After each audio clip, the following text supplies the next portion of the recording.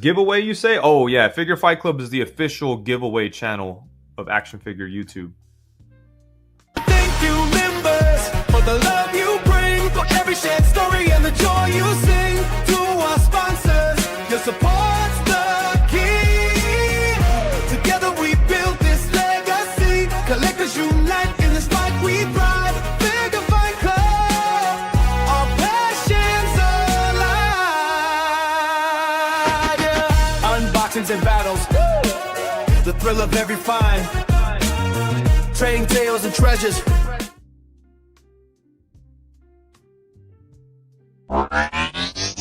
Flash in the night. Join the Figure Fight Club, where legends ignite. Decepticast, the battle's on. Action figures, heroes drawn. Transform and roll out, let's take a stand. In the ring of toys, we'll make our stand. From Megatron to Starscream, they're ready to fight. With every twist and turn, they light up the night. Collectors gather round, it's a sight to behold. With stories of valor and legends retold. Decepticast, the battle's on. Action figures, heroes jam. Transform and roll out, let's take a stand. In the ring of toys, they'll make our stand.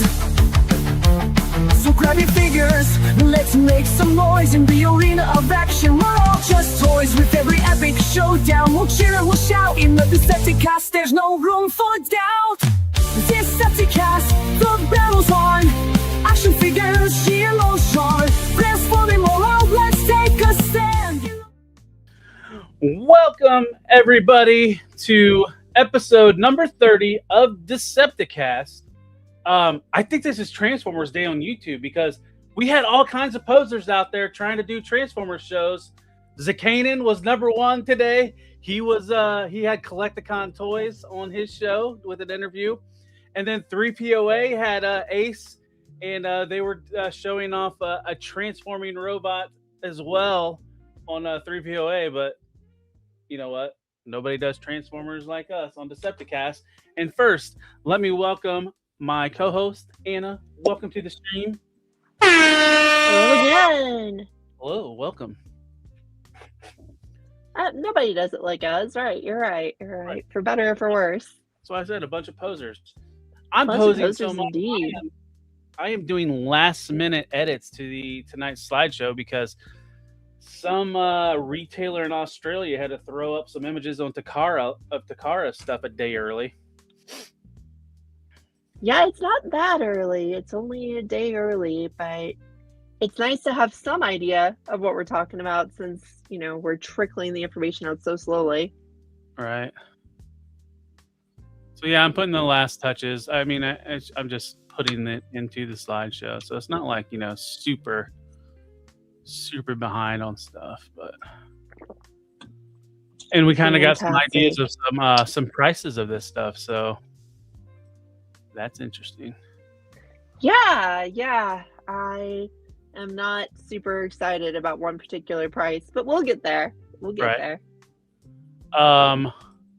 So before we get into it, is there anything you'd like to show off this week? There's a couple of the things that I have are kind of part of our special feature for later, so I'm going to save some of them. This one I'll share even though it is part of one of our special features. So I did want to share a non-transforming action figure, a book. This is a true nerd podcast where we talk about a book as well as just the action figures. So in case anyone doesn't know, Void Rivals is the part of the Energon universe. It is the original property that they have pressed into our hands and forced us to read in order to really understand the new Transformers comics. And tonight, Talib and I will be starting with issue 1, which in this wonderful, beautiful hardcover version of the book. In this version, the chapters are in no way delineated. There are no page numbers and no indication of where you are in your reading. So it's a good thing I'm doing this with a friend, or else I would have no idea how much I'm supposed to read. Oh yeah, because you needed a picture. That kind of sucks how it continues it like that. Yeah, so that giant collected volume of all the Marvel books does the same thing. It Yeah. also does not indicate the page numbers, but it still has the covers in it. So at least you can tell where the chapters are, you can tell where the issues are. This one, nothing. It's just continuous. The whole book is chapter 1, according to the book itself. So I guess it's one really long comic book. Not really, though, with the pacing. Anyway. Well, lucky enough, I have all mine on digital form. You know, I'm one of those, that everybody likes to mock. Oh, you don't get physical media. No, I'm old, but I'm not that old. Where I will, the experience on digital comics is kind of refreshing because it throws you to what panel you're supposed to read. So I feel the same way. I do actually like digital comics better in a lot of ways. However, I wanted the experience of reading this physically because it's very cold where I live and I have fireplace. So I thought I would have the classic experience of a book and a fire and that sort of thing. now, Fun, quaint. so I kind of got one little thing that I'm going to show off, but before Yeah. we get to that, I want to thank some people that we have in the chat. First off, let me thank Zakanan. I was busting balls, but he did promote this show and his show earlier today, and I appreciate that, buddy. Thank you very much. Thanks, Zakanan. And I'd like to welcome Trey, Toyomic Displays, Jedi Ben, Lord of Brooklyn, Nico Tronus, Minhoza. Who else did I see? Initial Goose, Lou, one of our partners in crime on Figure Fight Club. Abby chatted something a minute ago, so he's in the chat. He's in the background though, so he technically don't count. And then Zaldron is in the chat, and I think that covers pretty much it's in the chat. So I appreciate everybody for hopping in. We might get a little spicy tonight, so which kind of leads me to what I'm showing off. Now this toy isn't mine. I didn't buy Santa bought a Hasbro toy, but this was my kid got this for Christmas. So he's 4 of 6 on Devastator, and I was like, "Hey, bud, do you mind if I do a video on this guy?" And he's like, "Nope, I don't care." So he's a little weird. I know. I don't think this was the mode that was going to get the most love. I think his bulldozer mode and arm mode is where most of this, where they wanted to shine. So I think his birthday's this week, or not this week, this next month. I think I'm going to get him Hook and Long Haul and then Scavenger so he can complete Devastator. And I will play with it and give my report on a Hasbro toy. You will. You know, Taylor, what you got to do is you got to compare these to the last version of them, right? If you compare that to Combiner Wars, that's an amazing figure. Yeah. That's really what you got to do, or else you're comparing it to all your third-party Masterpiece stuff. And oh yeah, I know. I'm 100% a snob when it comes to these. So it's fair though. There's better stuff out there, right? That's kind of the problem we fall into this stuff is, there's better stuff out there. You can afford it, so you might as well have that instead. And as much as we want to harp on Hasbro, these are still designed for, what is it, 4 and up? 8 and up? I think it's 8 and up. Of course, I got something behind me out of my reach. I got a box. It's 8 and up. It's 8 and up, yeah. Their action figures are 4 and up, so. But yeah, so that's pretty much all that I have. Do you have anything else you want to show off, Anna? I'll quickly show the thing that's like half in the picture. And I finally did open God Bomber, bring him out of his box this week. He finally did come out, part of my Christmas gift to myself. This is MPG God Bomber.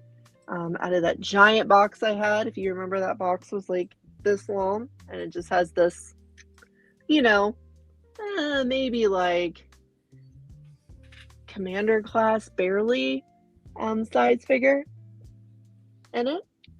He's really good. He's God Bomber. So if you don't have experience with the Super God Master Force God Bomber, this is a version of it. It is a very competent version of it in the MPG line, which replaced MP.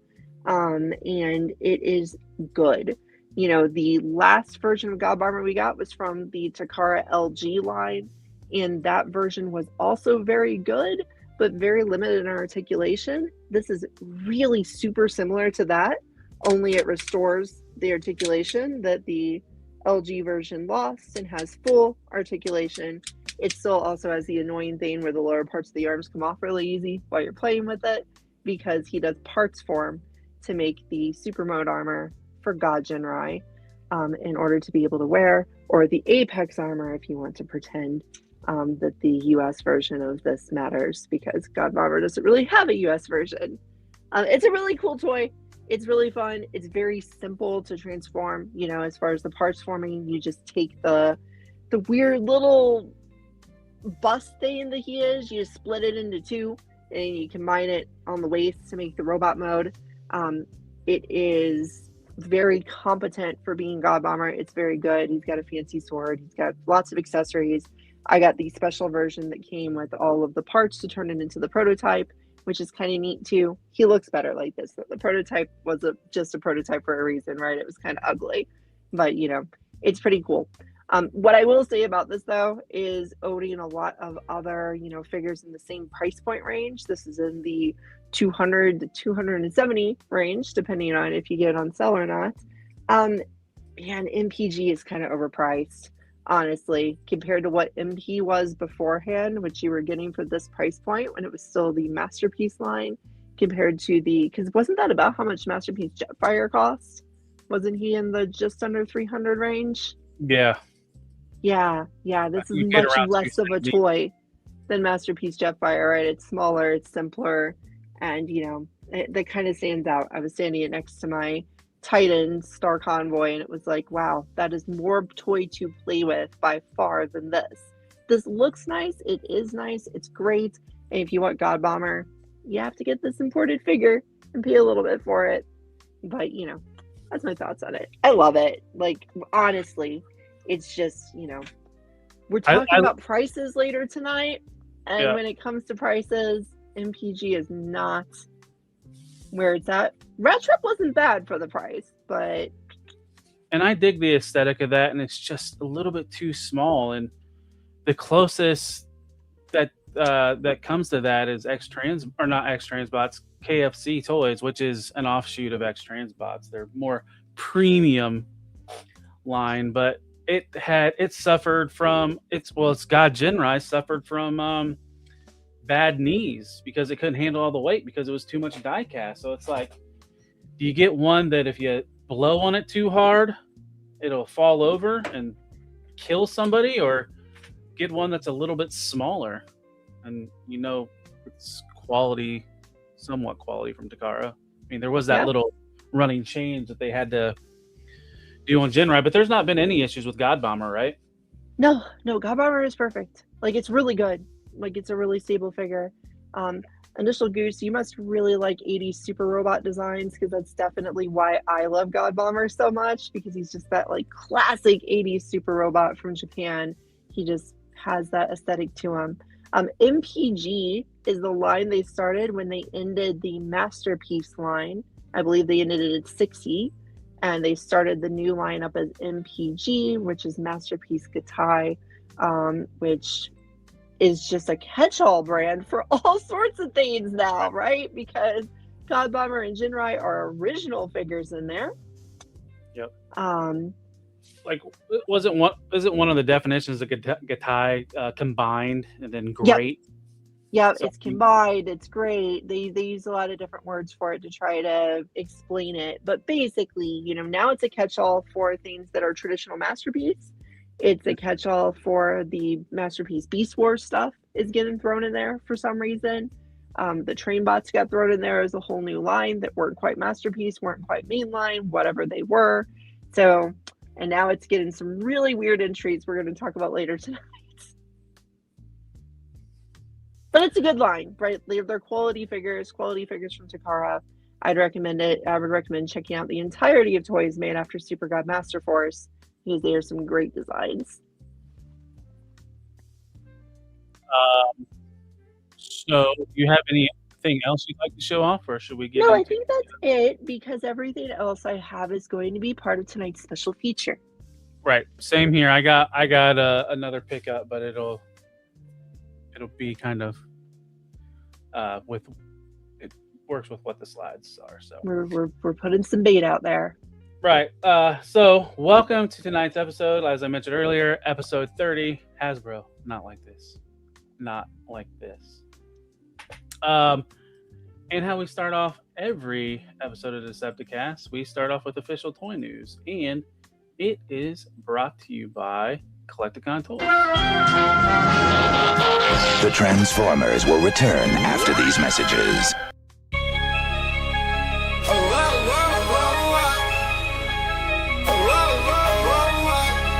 Yeah. Yo, not right, man. We now return to the Transformers. So head over to Collecticon Toys, where if you use FFC 10 on your order, you'll get 10% off. Which kind of leads me to something that I got. I got a pickup from Collecticon Toys Whatnot stream. Was it Thursday night, I think? So this is the Studio Series Wind Charger, who I've heard doesn't have knee articulation. I don't know. Maybe it was somebody, not a verified source, that can't transform their toys. But it's not for me. It's for my kid. Like I said earlier, his birthday's coming up. So I was like, I'll get him a Wind Charger. Because he does somewhat like some of the G1 stuff still. But yeah, so I got that in the mail today. Jokes aside, in honor of accurate reporting, Wind Charger does have knees. They're just not good knees. Good knees. But let's see. First up, I'm hitting add to the stage, but it does. Oh, because I got to click this or this or this. You're getting bigger. Okay, there you go. Now we can add to the stage. So, there was Instagram user. It says in the post, I'm not sure the Instagram user, but they posted listings of possible upcoming Lego sets.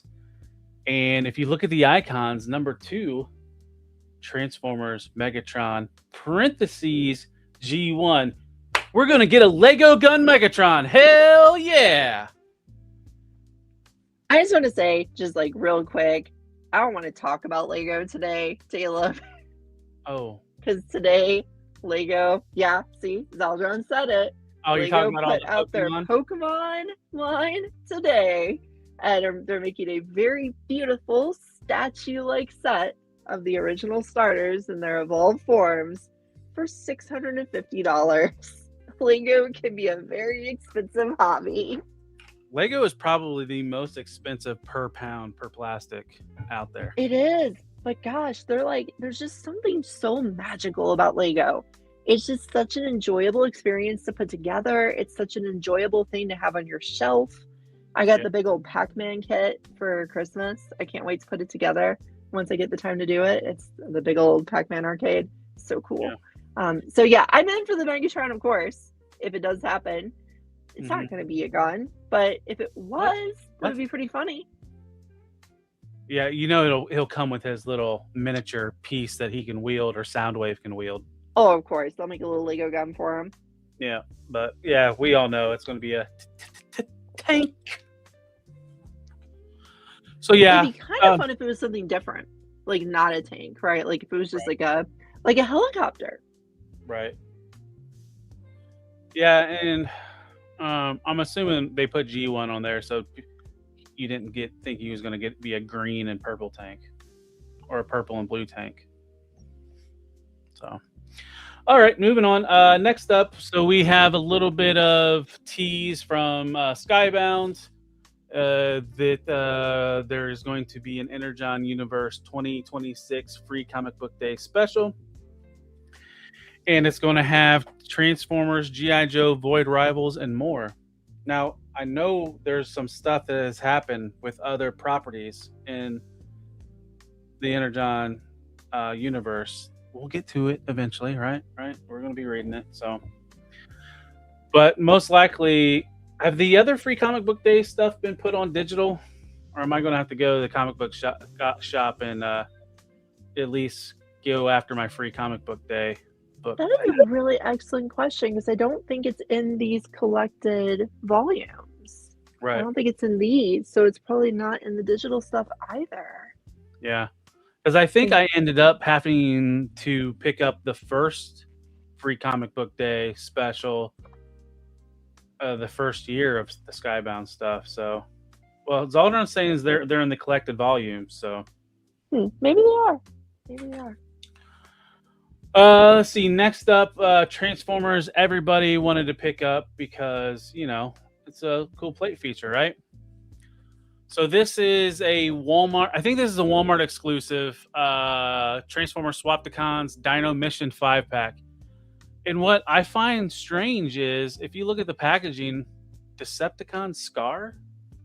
So Scar traded on the Dinobots and went over to the other side. But these sets come with Dinobot from Beast Wars and Megatron from Beast Wars, Decepticon Scar, and Autobot Slug. That's confusing. Yeah. Got to be a misprint, right? It's a misprint on the package and in the solicitation. But or did he show up in the combiner, but the only reason we haven't seen him before is he defected instead of dying tragically? Oh, was that in one of the other Swapticon packs, Zaldron? The Grimlock was a con? That's weird too. I haven't been paying that close attention. And more from official licensed Hasbro. I think these are Hasbro. These are the Transformers Core Tiny Turbo Changer blind bags. I'm not sure there's a single new mold here. Are these all repaints? I'm a big fan of Tiny Turbo Changers. I love them. I think they're very fun. They're very nice. And if you like to paint tiny figures, you can make them look great. But that Megatron's 1-for-1, Starscream's 1-for-1, Shockwave for sure. I think it's funny how Megatron's just a cube with his fusion cannon on the top. It's like they're not even trying to make it a tank. That might be. They might have a little more paint at them. And Alita might be a first timer, but Zeldron mentions Whirl is 1-for-1, but with paint. That's true. That Whirl was even more plain in the original release. So maybe these guys do have a little more paint. Ha ha ha ha. So bad. I might have to get the whole set this time though, because I've only collected a few of every Tiny Turbo Changers line. Yeah. So maybe I can just get a whole case of them this time. I was going to ask, is that something where you can get a whole case and you're guaranteed to get every figure? I think you can order them that way from people.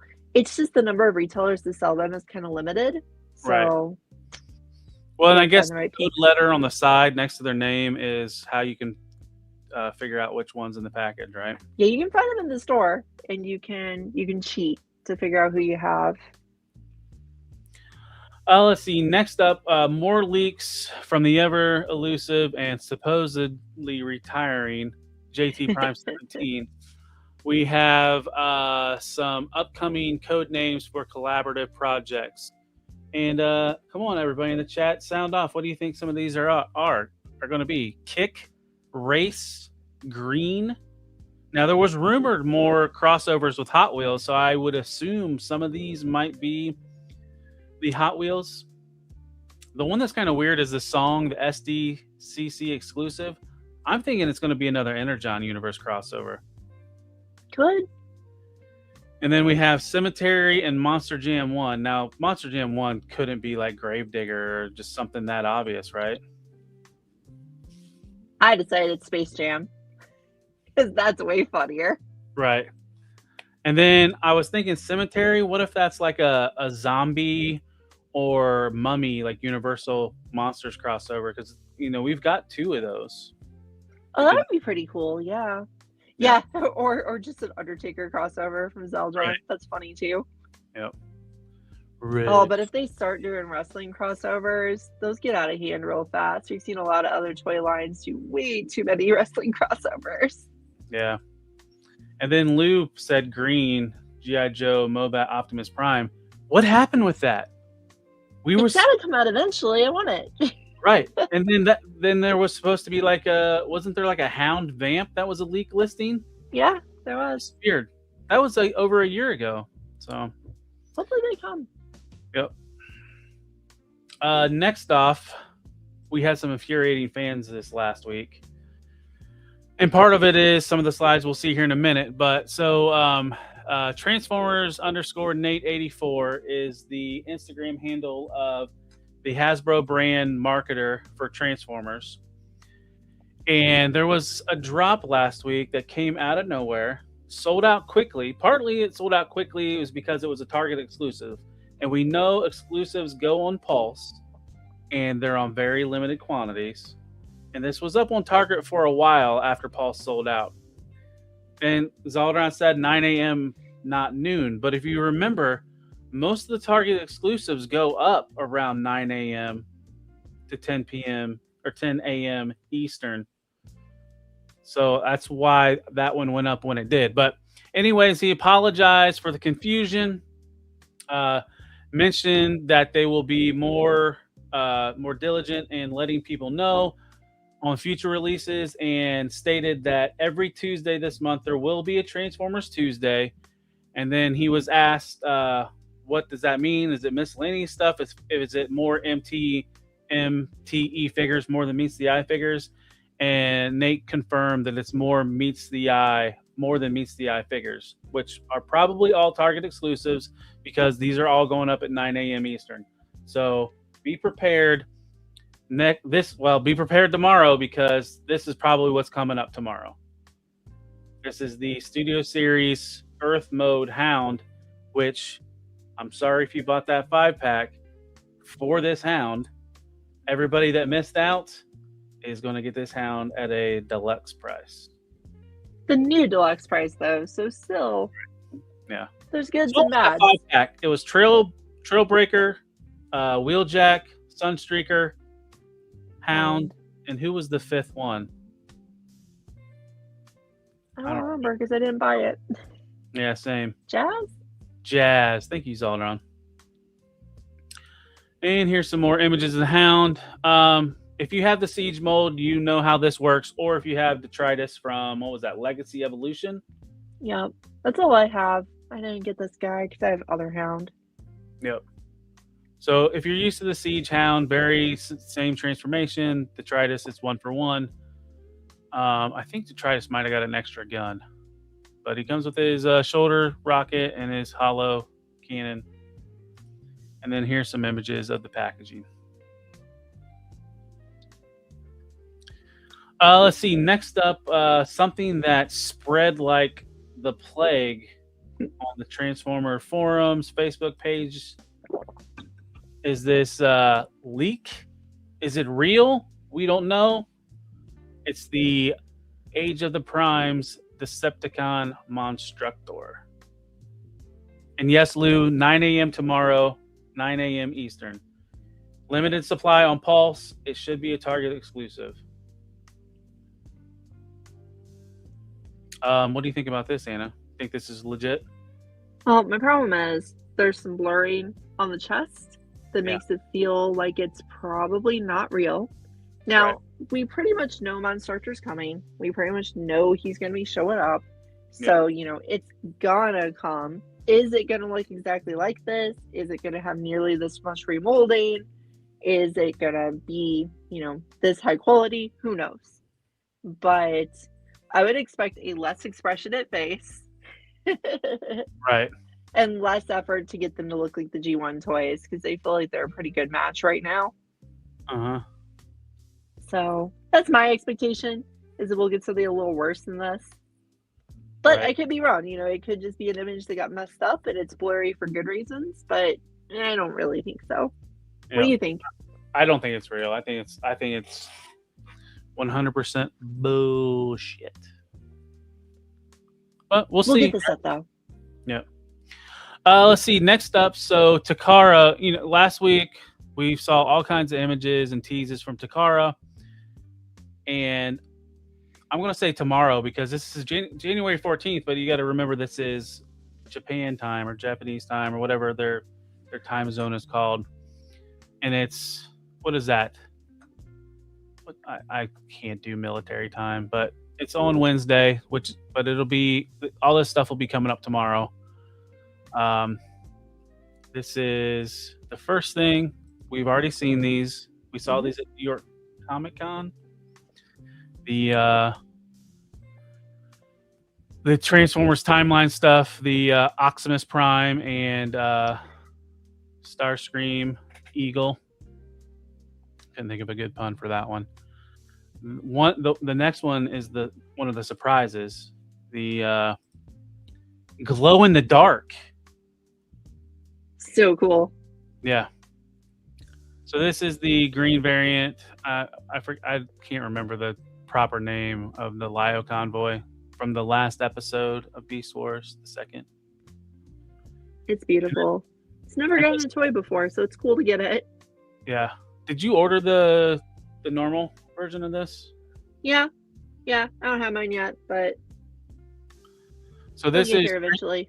So this is Transformers New Legends. So this is like a new line, which I'm just thinking this is taking over the Premium Finish line or the Dramatic Capture series, whatever the Beast Wars one was called, all the ones that Takara makes prettier and charges a little bit more for. And then, so just out of nowhere today, the website, their name's on this thing, Amazing Figures. They're based out of Australia. They had some of the product actual official images and pricing. And I put the wrong one on here. So here's what the Missing Link Grimlock's price is going to be. This is Australian, so it's a little bit higher than what we'll pay in the United States, but that's funny. So this is what happens when you last minute, folks. Sometimes pictures get swapped around. No, we just know. We know you don't know your characters. You think that's Grimlock. Oh yeah, 100%. Like, oh yeah, that's Grimlock right there. Animals confuse me. Yes, Ultron. I gave him a heart attack. I think the Lio convoy is $100 Australian. And then next up, we got more images of the Revenge of the Fallen Sideswipe, and they're immediately repainting him into the red G1 variant Sideswipe. And like I was talking to Zaldron earlier before we started, I'm like, damn, like they're gonna make me want to buy the little red Corvette. Probably. Because I mean that's what is it. Sideswipe in the Revenge of the Fallen was based off of, I believe it was the concept Corvette. So yeah. Let's see. Next up here. So here's detailed images that was pulled off of Amazing Figures website. So you can kind of see a breakdown of the accessories. He's got some blast effects, or like effects, spark effects. I think, Anna, you might have mentioned this last time. His face looks weird because they just went all red, or somebody mentioned this. Maybe it was during book club. Yeah, because he's not really G1 Sideswipe colors, right? G1 Right. Sideswipe is not really just a giant red blob. He's got a lot of different colors to him. He's got a significant amount of white. He's got a face that is not red at all. You know, he's a very different looking deco. This looks cool. This looks fine. It's something, but it's not exactly G1 style. Yep. And then here's the movie version, and then the price. These are 170 Australian. Yeah, so what has me so worried about these, because I know where we're going so far, is these prices seem about right? Like 170 Australians, like what, 120, 125 US? Yeah, something like that. And that seems about right for a masterpiece movie figure of this size, this day and age.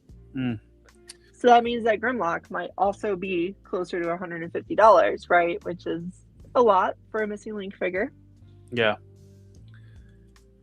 I just know, I can't remember how much I paid for a Carbot, but the last NPM, and mind you, this went through Target, so maybe they were able to not have super high price. But I think the NPM bra, I think I paid like 100, 130, 140, and that was a big tank. And this is a Carbot. So we're getting that tariff tax, whatever else tax, Takara tax. So next up here is Missing Link Grimlock, and they got me. I think this might be my first Missing Link. Well, thank goodness. That looks great. Yep. Gonna be a high price though. Looks like it's gonna be expensive. And then here is images from Amazing Figures. Oh, look, I just double copied the Grimlock price. So you did. You just didn't get the kitty price at all. So you know this is gonna be sub 150, roughly, if this is right.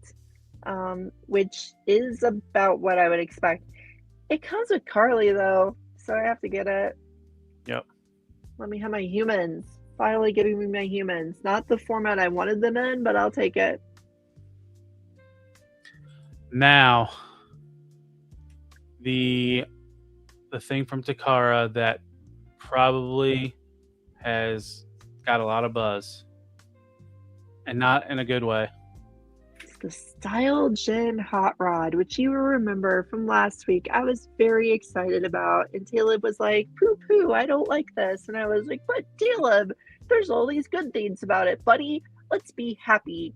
And I cheered him up, and we did all better. And then the full pictures came out, and it really does just look like a remold of the Studio Series toy. Now, I will say, I have stared at this thing for longer than a person probably should in good mental health. And there are differences, right? This is not just straight up, he's here.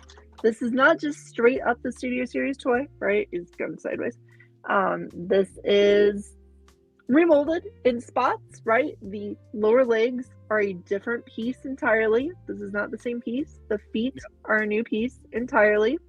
The pipes are a new piece entirely. The spoiler is a new piece. Even though it's the same size and same basic effect, it is a new piece because it has those inner detailings that I think match the Kingdom Rodimus. The hands are different. They're not better, but they're different. Yeah. So that seems to be what's going on with this guy.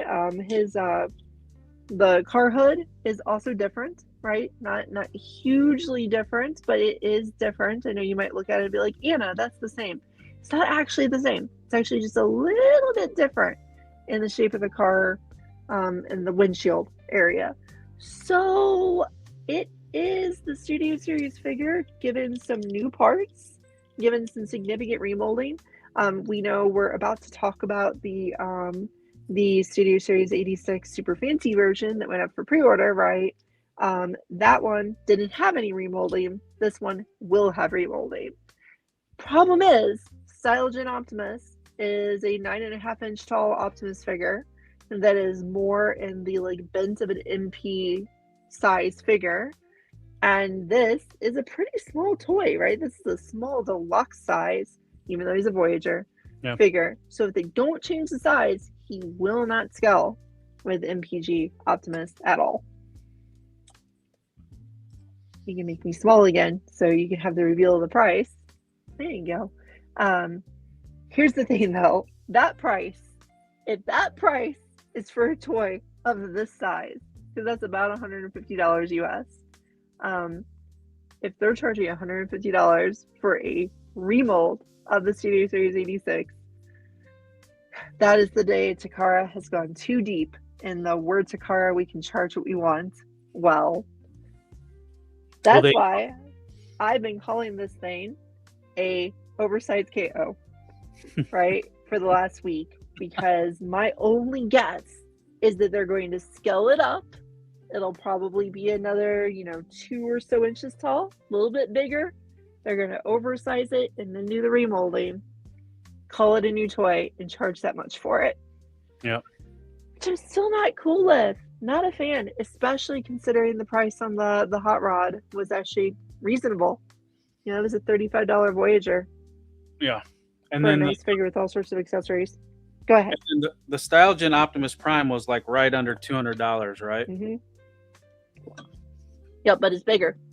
Yeah. So if this guy isn't sized up to match him, it just ain't worth it, right? Because this is, yes, it looks like a better version of this, right? It's back to the red colors, but it's got the multicolors on it like the MP had. It is a better version of this. This is a $40 figure by today's pricing, right? It is not a $150 figure. Well, the other thing that's funny where you makes it feel like it's an ups, like just almost a slight retool, is you remember a lot of times with Takara, with the Masterpiece, typical Masterpiece stuff, weapons could be stored internally or hidden under the vehicle. All these are pegged on the top of the vehicle, like what we're going to see next of the redo of the More Than Meets the Eye version of Hot Rod. Well, that's actually what those little clear bits, the 2 new accessories, those are actually to make a belt to go on his back to hold all those weapons. And it doesn't look great. Yeah. Well, it doesn't look great riding on top of the car either.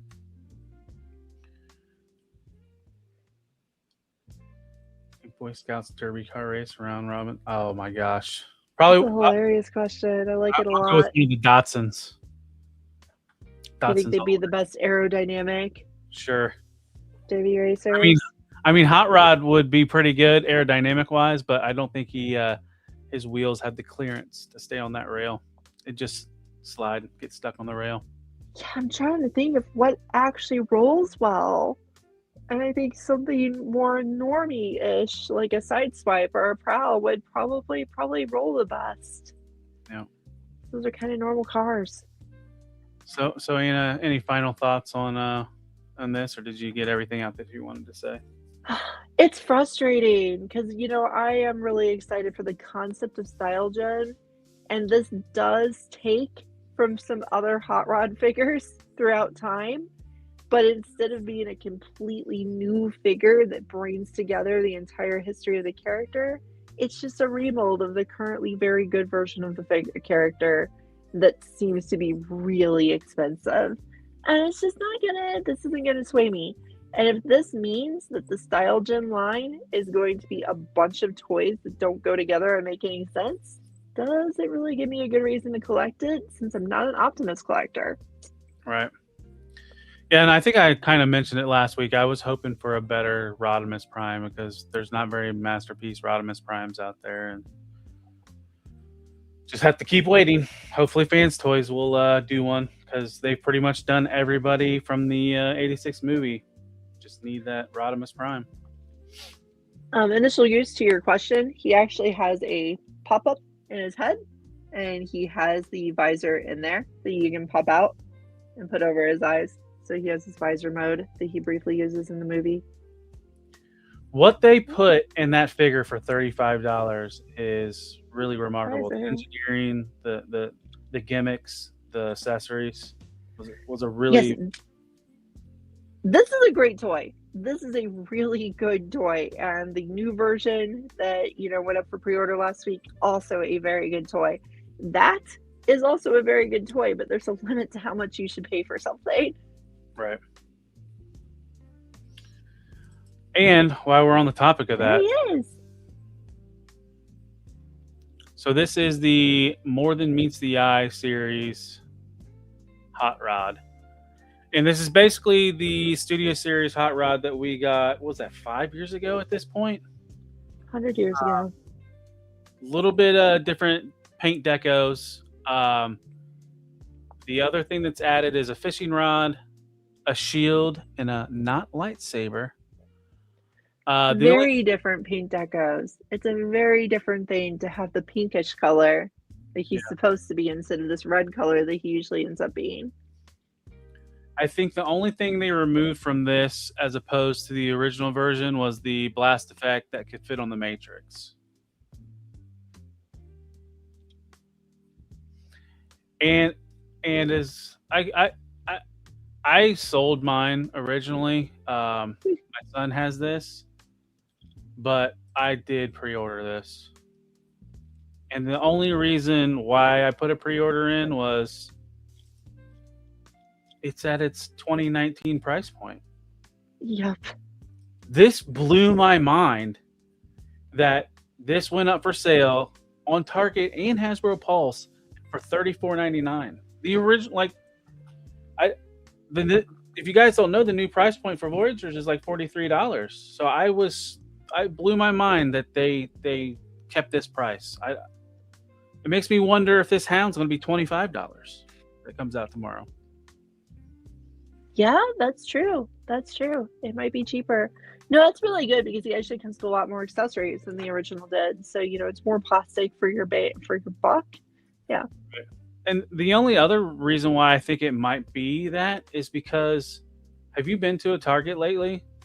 They still are using old prices. They haven't, a lot of their stuff isn't using the new prices.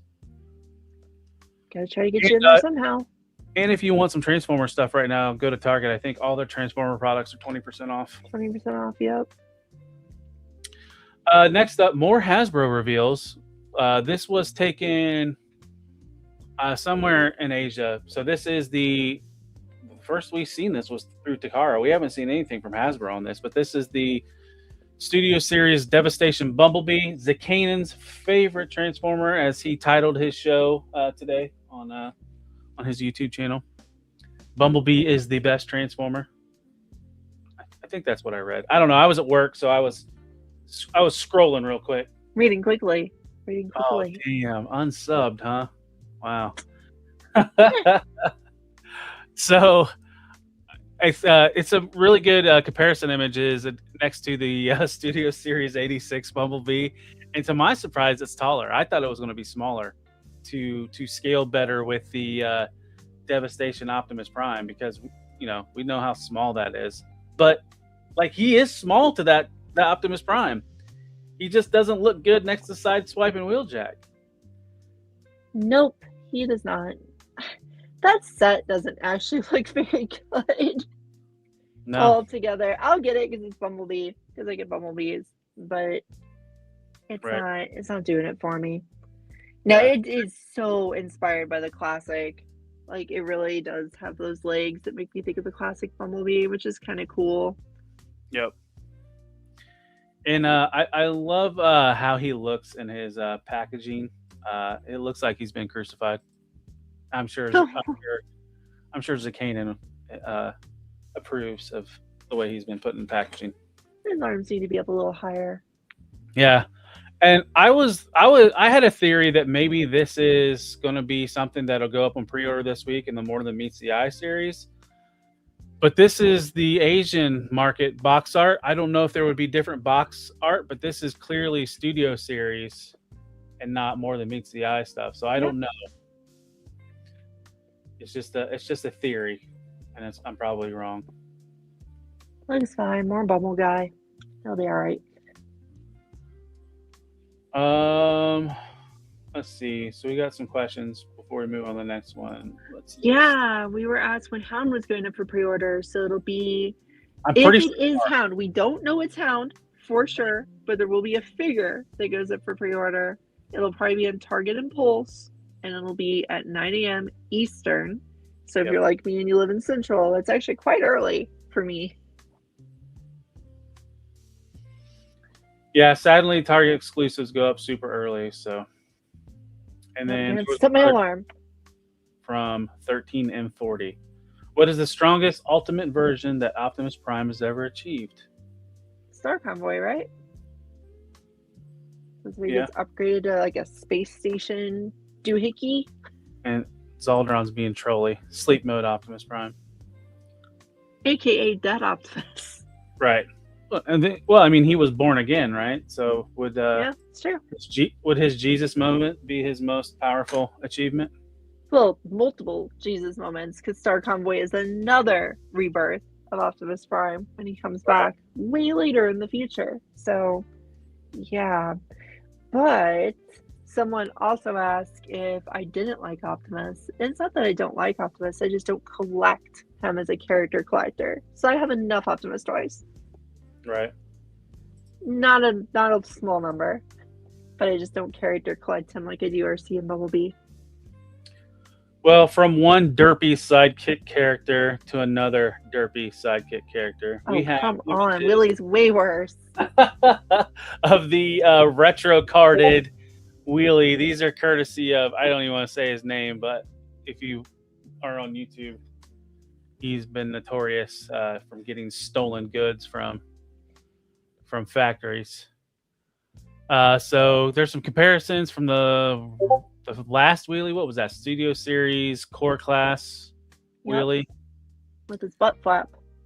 Yep.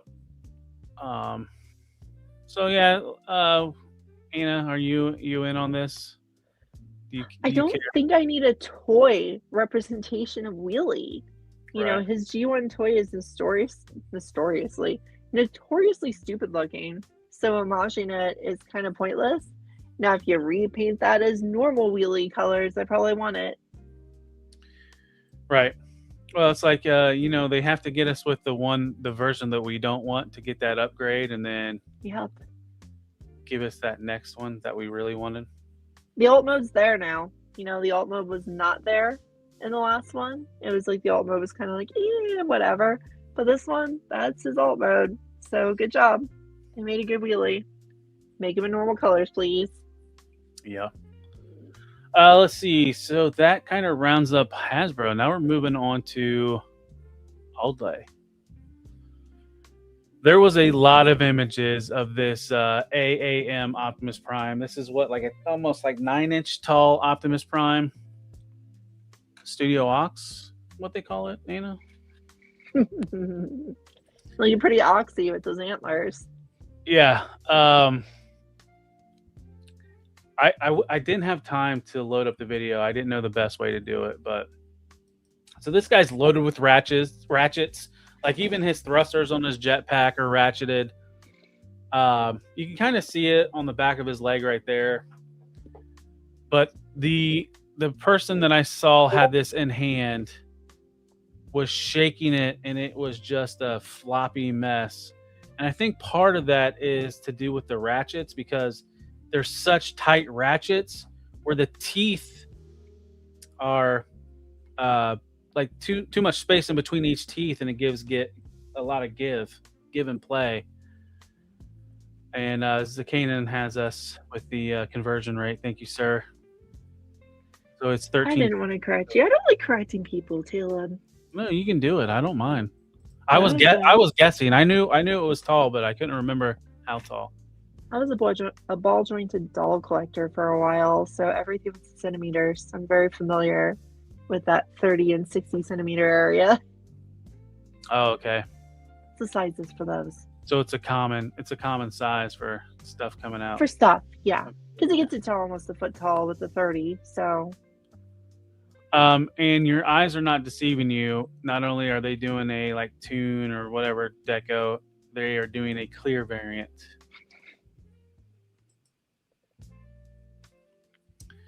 And here's some more images of it. You can kind of see a good look at the clear version and the regular version. So sometimes when a company goes out of its size class, they do a really good job. Like you have talked so much praise about Magic Square's Masterpiece Combiner, right? And when they made their Masterpiece Optimus, it was also really great. But, a little worried about that one. I don't remember what I said. I'm probably going to regret it later. You might be getting a DM later. Oh, no.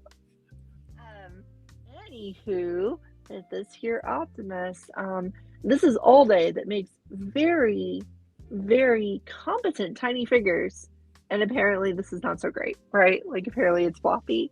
Yeah. So sometimes when they go out of their size lane, it goes great. Sometimes when they go out of their size lane, it goes terrible. Yep. I mean, it looks like it has great articulation. Looks so good. As what I'll do is after the show, I'll take that video and I'll post it on my socials.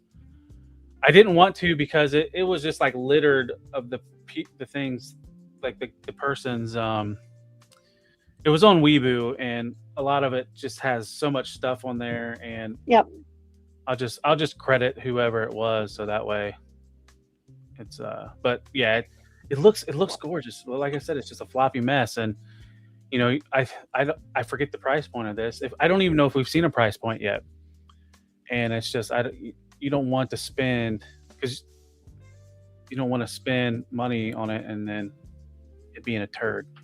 Maybe it'll get improved before it comes out. Yep. And I was gonna say, No Chewing, he's in the chat. He did DM me asking about this, and I told him, I was like, I saw the video, and it, like I said, it was floppy. So wait till more people have this in hands. And back to Audley, but I wrote the AMA Optimus, but this is not the AMA. This is the I think MMA or whatever the AMM, the smaller one. All these letters. I'm lost with the letters. This is the normal all-day size, though.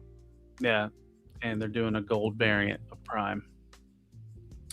So this one shouldn't have any ratchet issues because it's probably all friction joints, I would imagine. Yeah, it's a mold that's already competent and out there, so it'll be fine. And then something from Killer Body. Now, I think we had some stuff earlier on last year where they did a Frenzy from the 2007 movie. And then I think we saw pre-production images of this wheelie, the cooler looking wheelie. I'll use as a hot take. But so this is not Dark of the Moon. This is Revenge of the Fallen wheelie, I believe. And the funny thing is, Anna, do you know your millimeters? I mean, that's not a hard conversion. But this is a little over 6 inches tall. I remember this one.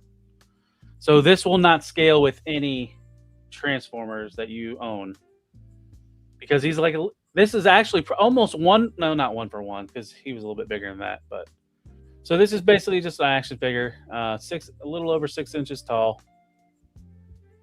So yeah. Next up, take this slide with a grain of salt. This is the next wave, Defender version 7 of Blockies. Now, the person that posted the leak from the last one got all the Beast Wars characters wrong. Everything else was right in the leak. So that's why I'm saying taking this one with a grain of salt, because some of it is kind of not low-hanging fruit, but easy ones to figure out, like the last 2 Dinobots and a Volcanicus kit. Because there's been people posted images of those Dinobots where it looks like you can convert them into a Volcanicus. And we're getting Minosaur. Well, not Minosaur. We're getting the Sonicons. We got Motormaster. At least in bot mode so far from that picture. Yeah. And it's weird they're going to be doing Soundwave in its cassette mode. It's just going to be a little cube, basically. Yeah, that one I'm not really buying. That would be pointless.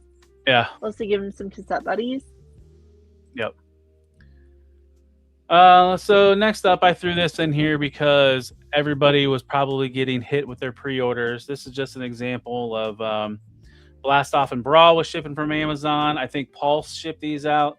Like, you got all of the first 2026 wave, I think, of Age of the Prime stuff shipped from Pulse and Amazon. And then also the Motu crossover, Optimus Prime and Starscream are hitting shelves. Run to boy. Get this stuff because it's flying off the shelf so fast that the last wave went on clearance and it's still there at half price because nobody's buying it. Hey, it's a glow-in-the-dark toy, though. That's 2 in one show. Yeah, we're getting a lot of glow-in-the-dark toys and Transformers between official and third party. It's like it's the 80s again in our fandom every week. And speaking of third party, we have third-party news. First up, our favorite upgrade company. Seems like DNA is just churning out stuff every week or reveals every week. This is the DK-69. Oh, we're on 69, huh? R Max Sword upgrade. So I think they've done a Fort Max style sword, but this one disassembles and can be wielded by multiple characters. Yep, spread out with all the primes, all Yep. getting a toy. And there it is in combined form. There's some storage, which is kind of nice. All your little pieces are going to have like a storage. What do you mean? Oh, are you referring to the Motu figures, Initial Goose? I apologize. Let's see. And then next up, does your Superion need an upgrade? I'm so mixed on this upgrade kit. Like, some parts of it I think are pretty cool. Like replacing the fronts of the leg bots so that you can actually see them. That is cool. But then a lot of the other stuff it does, not as cool. Yep.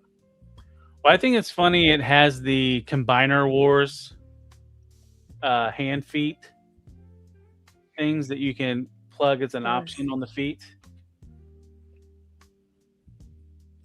Like you can either do like the traditional looking toes, or you can do those Combiner Wars things, which I thought was weird because weren't those hand feet kind of universally hated because they were just beloved, so good. They were beloved. Okay. Oh yeah, I really love them.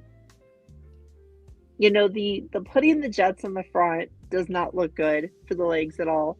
But taking the jets off entirely and replacing them with the covers, that looks pretty nice. Yeah. I just find it funny that it's like paying homage to the Combiner Wars period. That's what we're doing with the jets in the front like that. It is. And then I just think it's funny is the aerial bots are using their chest as shields when they're in robot modes.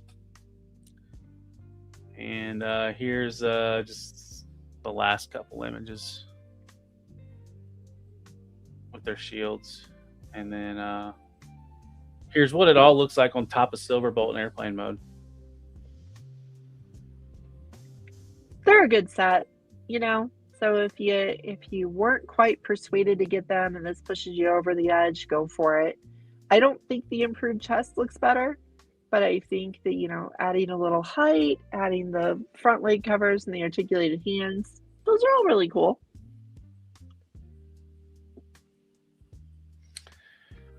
Oh, thanks for hopping in, Hal Jordan. I'm not as sassy tonight as I was the other night. Yeah, I'm a little bit calm. Maybe once we start talking about some Hasbro stuff here later on, it might get a little sassy. I don't know. Maybe not for me though. Probably one of my favorite parts of our slideshows every week when we get to do this. Showtime!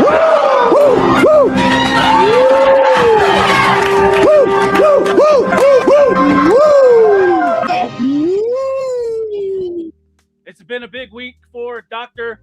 Woo! Really has been. Yep. So first off, we have their updated images almost in final production of Sideswipe. Looking so good. Like so much more complex than a lot of their other figures. Like those arms have more complexity. They look like they might even have like double elbows. Yeah. Yeah. It's really cool. I'm seeing that. Slots for weapons in his hands. Yeah. Got the where you can fit the pegs. Yeah. And here is his package mate, Ransack. Ransack. Maybe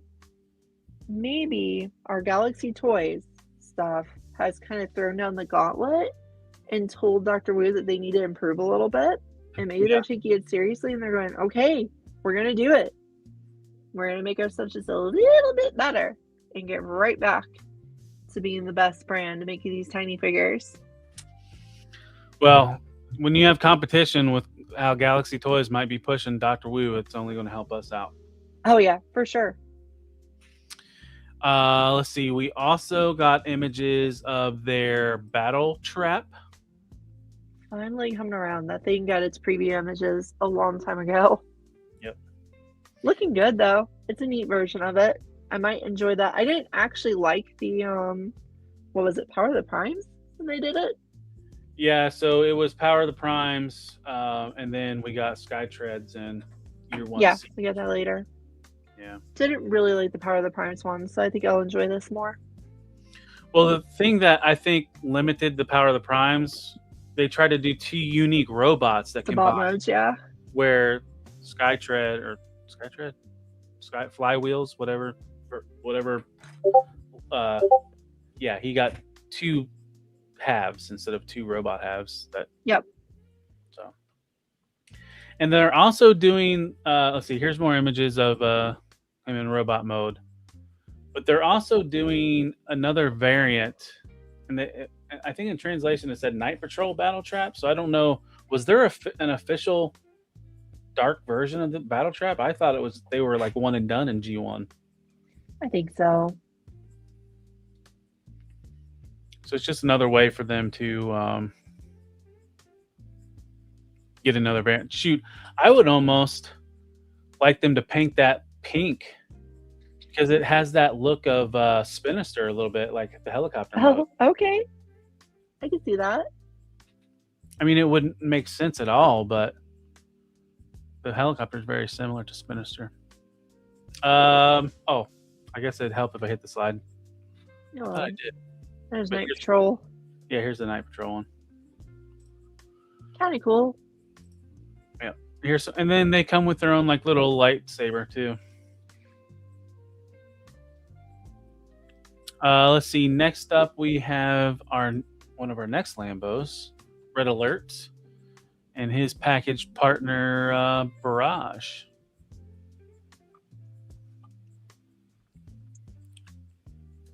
Yeah, they both look great too.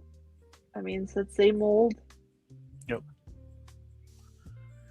And then here is Tiger Tracks and Chop Shop. Still feel like Tiger Track isn't a real character. There he is. Always getting represented. Yep. And then we had packaging images of the Scorponok, Xerix, and Shatterglass Scorponok. Yeah, if you wanted to throw a couple $100 at Dr. Wu in the next couple months, you would get a bunch of new toys. Yeah. And they wouldn't Nice take little much set. space. They take up no space. Yeah, they're very, very size conscious. And we're not done with Dr. Wu. They showed some images of their Datsuns versus the Insecticons, and then CAD images of the weapons that'll be coming with them. Now, the Datsuns, all their weapons are the same, but the Insecticons' weapons are a little bit different. I mean, you tell the Insecticons are still using the clip-on weapons, whereas the Datsuns have evolved into using the hands they actually peg in, which I like a lot better. But like Catherine mentioned the other night, there's always possibilities of putting these together in a 3-pack, and maybe they'll upgrade their hands. Maybe. Initial Goose, buy all of these. And then here is the Lambo Bros, which aren't really bros, versus the Deluxe Insecticons. Whoa, wait, we're not done with Dr. Wu. There's still more. There is. What has me excited is we are doing teams of Micromasters. So this is the next pair. What is it, like the combat team? Patrol? Yeah, Combat Patrol. So what was it? Late last year, we saw the first 2, and now here is Sidetrack and Big Shot. And so as somebody that sold all their Micromasters when they sold all their Hasbro toys, this is kind of nice because I will throw these right in with my Masterpiece stuff. Yeah, they look really good. They look like they're, going to be the toy experience we wanted to have when Hasbro put them out on Siege. Yep. And yeah, they're pretty exciting. And then last for Dr. Wu is they are redoing their Metroplex, but doing more toy accurate head and deco. And he has 4 modes. He does have the cube mode like most of the other city farmers from Dr. Wu. So Had to do their cubes for some reason. yep. So it's like it's like last week it felt like there was a lot of news and it was like a holiday, and now it's like first week back from the new year, we are just got nailed with news. And then part of this much. Now, last week I said that white variant of Armada Prime I thought was the Chosen Prime holiday exclusive. It wasn't. This is the Chosen Prime holiday exclusive, the Fans Hobby MB-17B Giga Zarek, which is a repaint of the Armada Megatron. That's interesting. I've seen their Armada Megatron go on really deep clearance multiple times now. So it's not really the world's most popular figure. So to make a premium repaint in their holiday line, an interesting choice. Yeah, maybe they had too many of the regular version in stock. Just painted it. Yeah, just painted it. I like the reds and the blues on this though, like the thighs and the arms, like the red on that pops, but no sentimental value to me, so I could care less. And then they are doing more repaints for Fans Hobby. So I looked this up. So is this Ultra Magnus? Is this Armada Ultra Magnus? Is this what his name was? Did it have a name? I don't remember if it had a name, honestly. Okay. I wasn't paying much attention back in that time period. John Ultra Magnus, so I was gonna say, because I googled it because I wasn't sure if there was an actual like lore representation or if they just said, "F it, let's have it go with our Armada Optimus."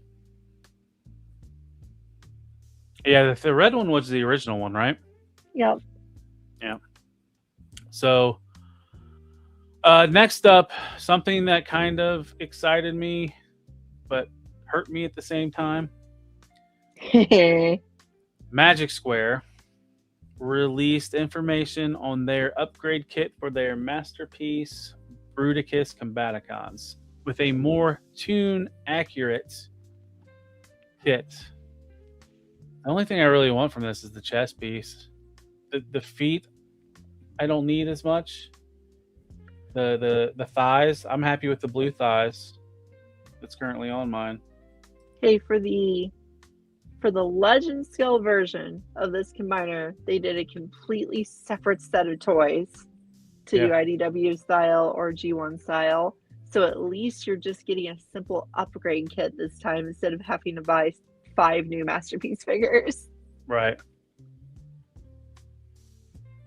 This was my figure of the year last year. I'll probably most likely get this kit. I haven't seen a price for it. I'm hoping it's like $50, but I have a feeling it's going to be more than that. Yeah, it could be anywhere. Yep. And we have more combiner news. Of from course, Dreamstar. Dreamstar Toys. Yeah, this is on their Mixmaster. It is shipping now. And yeah, there's what it looks like in a pile of pieces. From what I've heard, that's typically how Dreamstar works. Piles. And then next up, probably what excited me the most, Fans Toys sent a video out showing off their hook. And if you guys haven't been paying attention, Fans Toys is going to be my Devastator. And this is number 3 of the team. Supposedly 2 more are supposed to come out this year, and Bone Crusher is 2027, I guess. But this thing looks really good in robot mode. I don't need it to look good in robot mode. It looks really good in crane mode. I don't need it in crane mode. What I do need it in is this sexy Devastator mode. And I think they're nailing it. No back kibble. Now, granted, Long Haul's not on here, but from hook down, it's looking good. And they are just loading it up with faces. Yeah, that's pretty cool. They did a lot of faces that you don't expect. Right. See, Nicotronis, I don't know if I don't think Dreamstar is doing any KO stuff. They're making their own stuff. A lot of it stylized. Their first release was Superion, which was plagued with QC issues. So I think it's somebody else that's doing the KO Megatron, what you're talking about. But I've seen that KO Studio Series 86 Megatron. But so that's all for the slideshow. So now we're kind of going to get to the meat of the subject, and we've had somebody patiently waiting in the background. He does have a little video, so I might as well play it since I made it.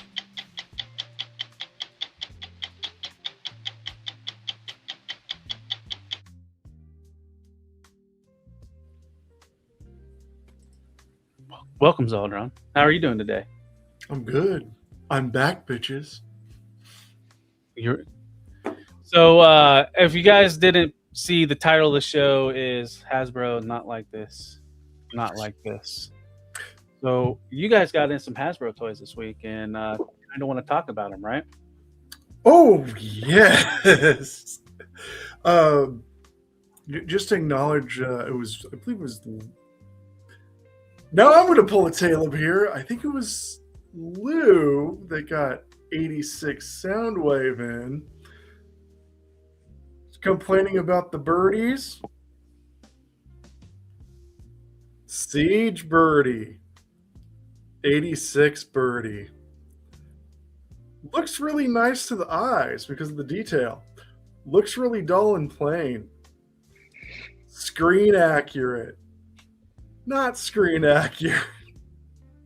So this is what we have to look forward to when we want screen accuracy. Just sort of meh. Oh. These are 80s cartoon cells. They're not the most robust and detailed things. Well, that Superion just looks dull because it looks like it came off the screen. Exactly. That's how we want it. And that's what we want. We want screen accuracy, people. So, So wait, to start off, what aesthetic do you guys go after? Do you guys want screen accurate, or do you want stylized? What are you looking for, Anna, in what you're collecting? Screen accurate. That's why I like Magic Square, because they have the kind of bleached out colors that really looking like old animation cells. Really like that. And Zaldron? I want screen accurate because that's what I know. I've said this before on here. My intro to Transformers was the movie. If it looks like it walked out of the movie, that's what I'm looking for. Right. And I'm the same way. I didn't read the comics. I'm looking for tune accurate stuff. Now, going with the little birdie is this little dog cat shit here. That it's bad. Like, they should have used Steeljaw as the base to make a new Ravage. Why? Well, let me unplug his ass. Okay, maybe I won't be able to unplug his ass. Oh. But having a good time. If you could see it there, that there's this nice 5mm peg sitting there, which is not used to plug it into his ass. Instead, they use like this little tiny peg that you have to kind of force in there, and not good. So this is the rare occasion where this Ravage will be a Ravage. This Ravage makes Siege Ravage little bit better. I just can't see it, Zeldron. I just do not see it. Like, that new one looks so much better to me. I don't have it. I don't have it in hand. I may hate it, but I do get it in hand. Well, the best Ravage that they've done since G1, U2.0 Ravage. And for those of you that are going to miss out on the Hound pre-order tomorrow, if you could find a U2.0 Hound, that's a great figure. It really is. I got that 5-pack. I put the new Hound up there. I'm like, I kind of want to switch him back. So there are some exceptions here. And, well, as we mentioned earlier, that we've gotten all of essentially Wave 1 for both Studio Series and Age of the Primes at this point, and we could give them a grade based on their figures. Well, Do you want to start off with the Combaticons? we'll stick on Studio Series for now. Okay. So here is Windcharger with his knee. Oh, he does articulate. I'll be damned. Yeah. And his knees. Now And his this gaps. is a little unsightly with the way it folds, but there's not really a good way to make it coherent car mode. But from the front,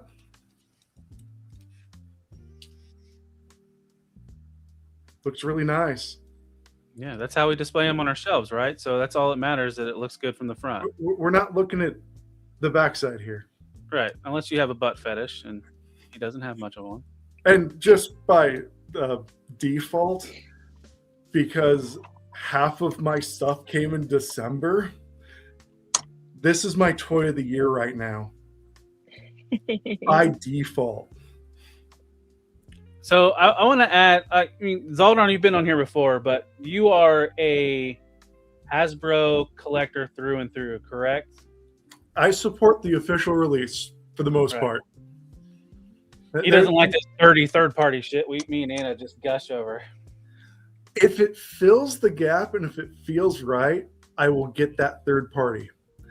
Like, hidden behind me are those third-party Iron Factory, Breast Force.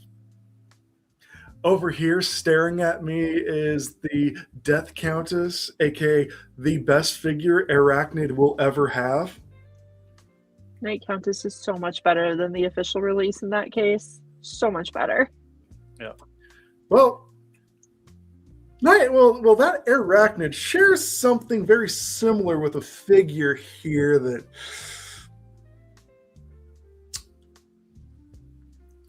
fans have been wanting for quite some time. But it is so bad, and maybe it has to do. Origin starts with this guy here, which was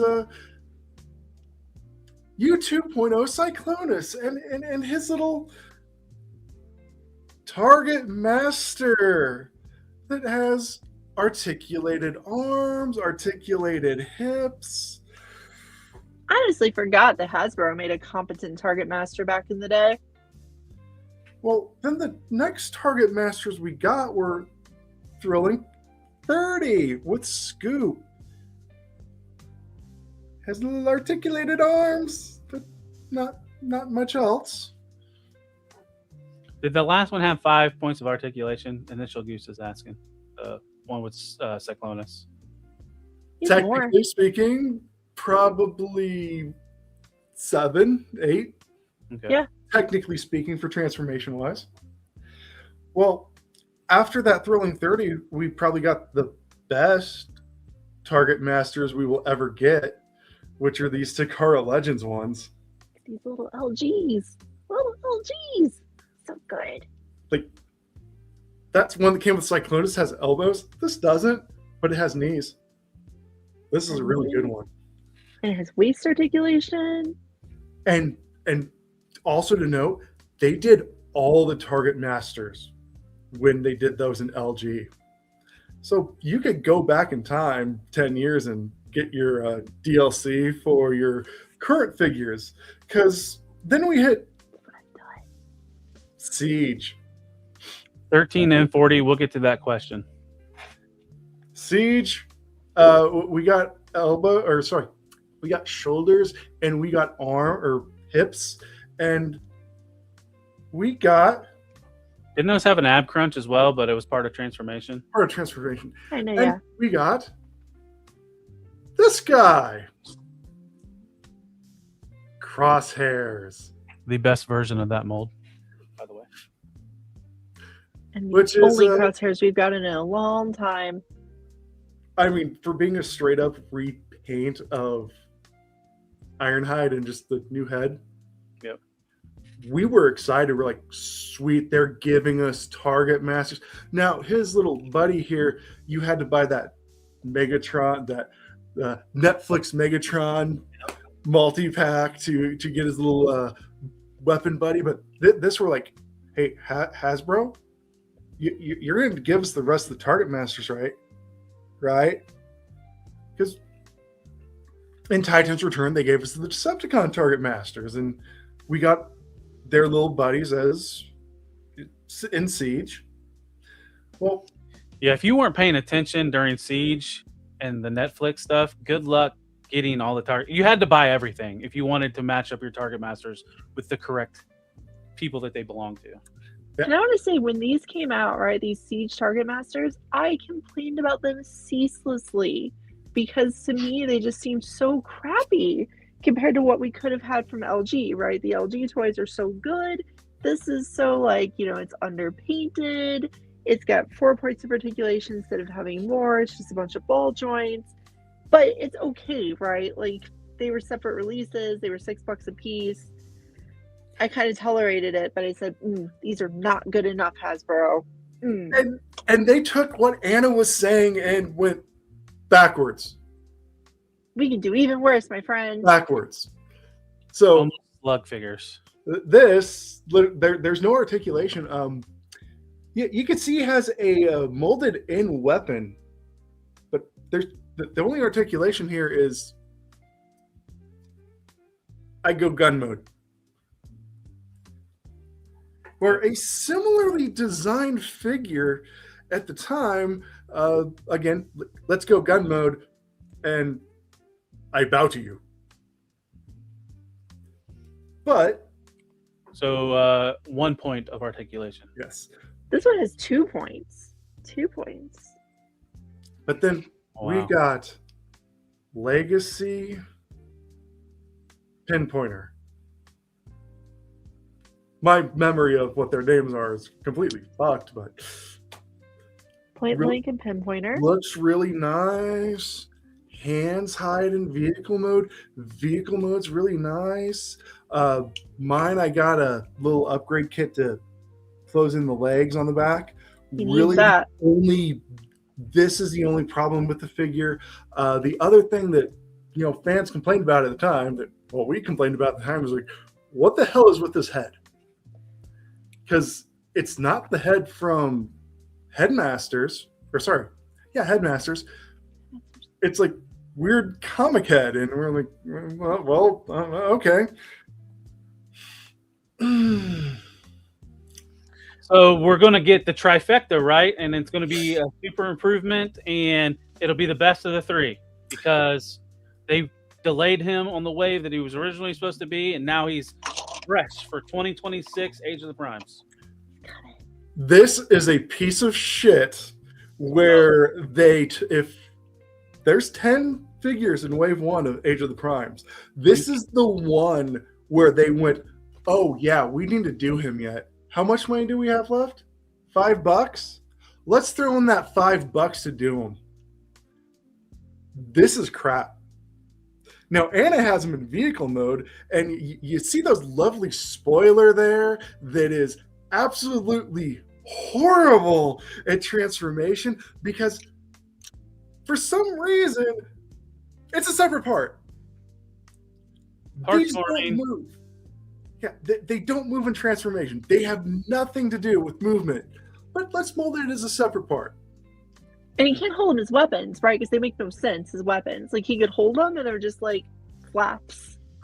This figure kind of, if you look at your Hasbro figures, they've had this progression. You hit Combiner Wars, they kind of figure out how, hey, we could do these legs and hide the hollowness by having it fold down to get the knee out.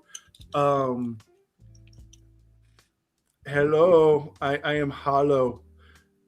As Anna is pointing out in vehicle mode, the hands. This is his hand. We've gone back in time. This is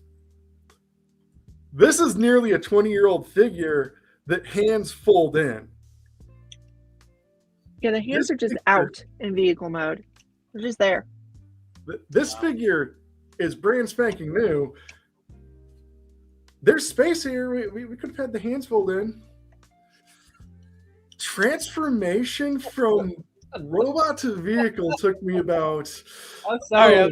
I'm reading Lord of Brooklyn's comment. I think Hasbro's mad at us, right? Oh, Lord of Brooklyn, if you wanted a Hasbro-friendly show, I might suggest TFYLP. They stream sometimes.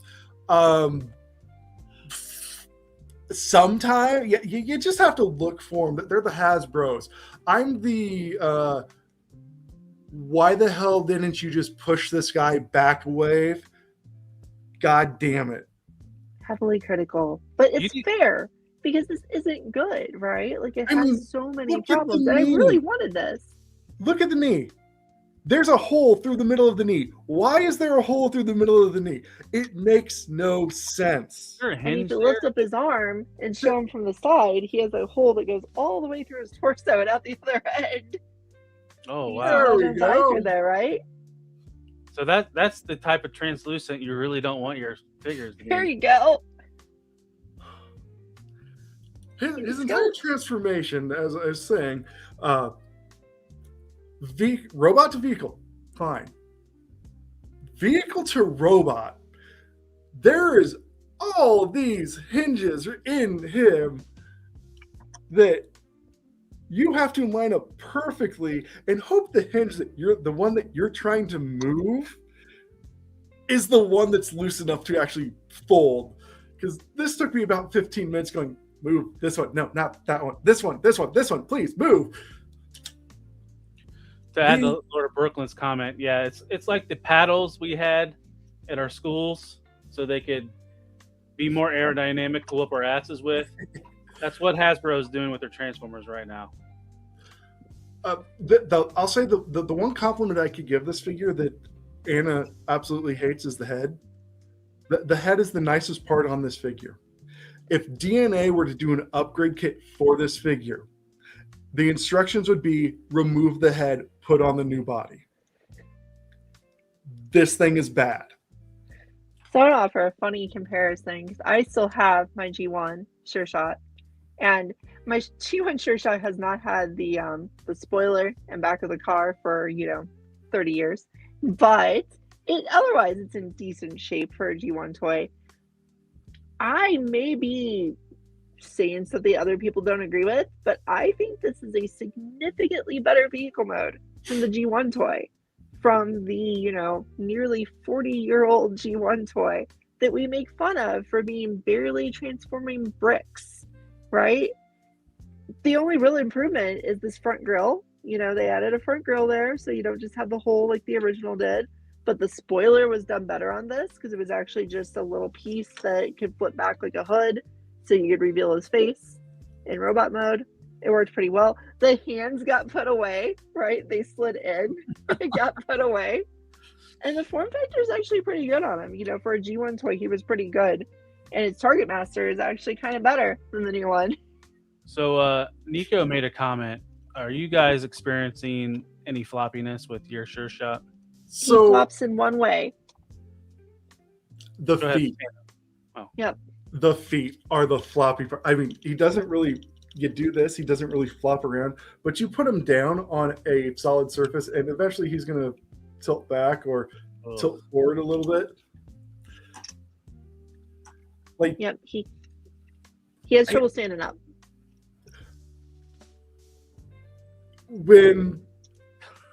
If this figure had come out 10 years ago, 15 years ago, and it was the first Target Master they had done, we would probably be gushing over it. But like, this is awesome. This is the first time they've redone them. And I've been sitting here since I've got them going like, do I absolutely hate this figure because of the bad engineering? And like, Yeah. this wave, the money maker for Deluxe, like all the money went into Quick Strike here. This is the shards of what was left. This would have been a good, like, Deluxe figure back in 2010, 2009 when they were $10 a pop. But at the current price point, no. So, let's see. Hold on. I want to get. Well, I have a question at the end of this. So, what was it? Let me get the start one. So let's see. So I think 13 and 40's kind of first question reference is a good reference. Like with. Is it so? How do you guys feel about that when it comes to your personal preferences with Hasbro and where you're at now after handling this stuff? So, I want everything to have that uniform look across the shelf. Where if you go third party, you might get started on one, and they'll be like, "Hey, we did half of the season 1 Autobots, and company's gone." Or, hey, we decided we're going to do a new stylized version. Everybody's going to be samurai before we put out the normal versions. And it's, you sit there for years and you don't know what's going to happen. I'm going to give the example of Fans Project. So Fans Project was like probably the first, if not one of the first third-party companies. They put out the Warbot, their version of Springer, their version of Broadside. They put out the City Commander armor, which you would clip onto Classics Optimus mold to turn them, give them full Magnus. City Protector armor. Hey, we turned Classics Hot Rod into Rodimus. And then they started doing, instead of just add-ons and like, hey, we're going to go with our own little designs here, full on, hey, let's do the Headmasters. Well, they got out Chrome Dome, and they were alternating between Autobot Decepticon. So we got Chrome Dome, we got Brainstorm, we got Highbrow, and they showed us photos of Hardhead's coming. We just did 6-Night and recolored him. We're doing the Dino Force now, and you could order shells, and we're going to put that in Monstructed colors. And we're sitting here going, Hardhead, can you complete our set here? And the company's gone. No longer exists. So if you were going in on these, because at the time they would have been your MP Headmasters, guess what? You got 3 out of the 4, and you will never get number 4 that looks the same. Yeah, so like one of the things that Soldern's kind of alluding to, Power of the Primes, the Power of the Primes, the Prime series trilogy. You had things all over the place. Like you had figures this tall, you had figures this tall, and it was almost like an unwritten rule when Siege start. I think they did announce it that they was going to try to standardize scale to try to match the Sunbow chart that everybody's posted, to try to be as close to that as possible. Siege was definitely where scale actually became not a dirty word in the Transformers community. Right. Before then, scale was a dirty word. They're like, scale doesn't exist. I mean, we have Astrotrain back here. You want a Titan Astrotrain to fit everybody into it? You can't have that. And now it's Titan Astrotrain that could fit everybody in there might be a thing, HasLab. That'd be so cool. And that siege is kind of where even me, like, that's where a lot of people became really brand loyal if they weren't already, because now you're getting everything where you want it. And if you have that brain where you want things to be in scale. Ada, is there anything like that, like how you felt like that with Hasbro? I mean, you're not into it as much as you used to, but I go for Hasbro for an entirely different reason. I don't actually do it for the skill or the everything goes together ism of it. I actually do it for the playability. Third-party figures are not really that playable. I mean, Zeldron just ranted for a long time about how frustrating the transformation is for Sure Shot, but I was able to do it in the time we were talking, right? If this was a third-party figure, I would need full concentration to go over into the corner and transform it from memory as well as I could, and try not to get mad and angry and try not to get frustrated or break it.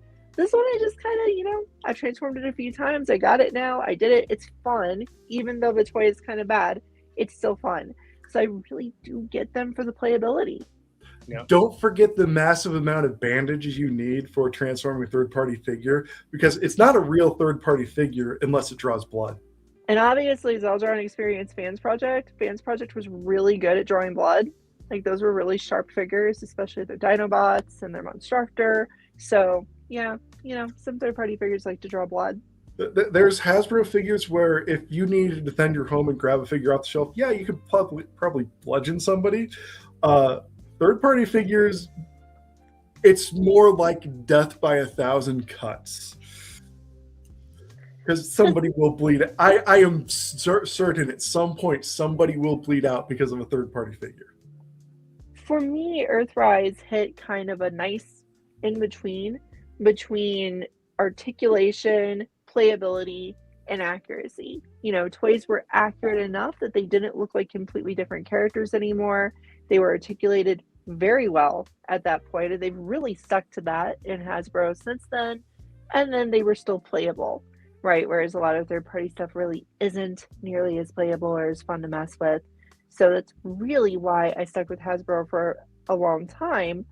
They also do a lot more than other places do. It's not like you have an alternative for Sure Shot right now, right? Like, your third-party Sure Shot is nothing, right? So they're really doing a good job at covering things. Yeah, can you name me at least 3 third parties that have done a quick strike? I know. I think there's only one. Like, Beast Era does not get any love. When Hasbro put this out in Kingdom, it's like, oh, hell yeah. And then you started seeing third parties starting to do a little bit more Beast Wars stuff. So I was super loyal to Hasbro. Like, from Power of the Primes, Titans Return to Power of the Primes, like, it was everything. If it was a Gen Selects, whatever, a repaint, I was getting everything. And there was a couple things that got me out of it, and one of them was incremental upgrades. And we've talked about this multiple times. You get your perfect representation of that character. Here's an incremental upgrade. This lovely 40th anniversary. Yeah, I believe that it is packaged. Let's say 40th anniversary, even though 30th for Beast Wars 2nd. And look at that lovely lion face there, straight out of anime. And the better part is with this one, it does the play feature. It does the play feature. Yay, propeller. And then there's another thing where there's a topic that I kind of want to talk about. It's graying, yellowing plastic, but maybe we'll do that one other day. We'll get there. I want to say something else about Sure Shot that Zeldron only kind of mentioned for a second because it bothers me so much more than it does him. That is, here we go. I'll get them both in there. There you go, both in the camera. The head, right? I've had this toy since it came out. I've had this toy since I was a child. This is the head he had in the Japanese Headmasters cartoon. This is the head he has had in all of his comic appearances. This is the head he has everywhere, except for one place this head was used in the Rebirth, the 3-episode US finale to Transformers that was just a toy commercial, was poorly animated, and is not really remembered fondly by anyone. That's where this head came from. That's where Point Blank's head came from too. And that's where Crosshair's head came from. They're all wrong to what you remember from your original toys, into Headmasters, into the comics, into the correctness of the world. And the Point Blank one was more of the, here's the comic Point Blank, not the Rebirth, but it's close. So are you saying they're intentionally putting a head on there that's not the perfect head, and then when they re-release that figure with a different head or through a different capsule, it'll have the head that you I'm want? meaner about this. I think that they think US fans are too stupid to know about Japanese G1, and that they've only watched the Rebirth and they never looked at Headmasters. They just don't think we know the stuff. They don't think we're cultured enough. I posed give us this lad. Yeah, I posed a question last night in book club of, hey, what if they were to redo the Target Masters here with that actual Headmaster, more paint job, more Headmaster accurate showing, and packaged them with the LG Target Masters? I had a realization about that, Cybertron. I had a realization that I actually already have LG Spoil Sport. So I'm like, you know what? Well, he's here, so no. Now, This people, is so sad, right? keep in mind, if you want those LG ones, I'm thinking maybe $100-$200 a pop if you could find them. For the Target Master. Not for the rest of the figure. No, like the Target Master alone would probably run you $60 to $100, depending on which one it is. This one's more in the 80-ish range on value. But look how much more interesting this is as a toy than this little thing that came with the new Sure Shot, right? This is so much more interesting. Yeah, it's got some colors and choices to it that aren't accurate to the original toy. It's an update and whatnot, but this is a good toy, and this is a gun with 2 joints basically that moves a little bit. This is a full, transforming figure that turns into one of the nicest looking guns we've ever seen in a Target Master. So be happy with what you have. Don't look for the new ones. And here's a comparison next to another one of his wave mates, a nice Quintus Prime, who is really a nobody, unless you've read The Covenant of Primus or watched Earthspark. So Quintus looks really nice. Quintus, you're like, hey, we don't really need legs on this guy.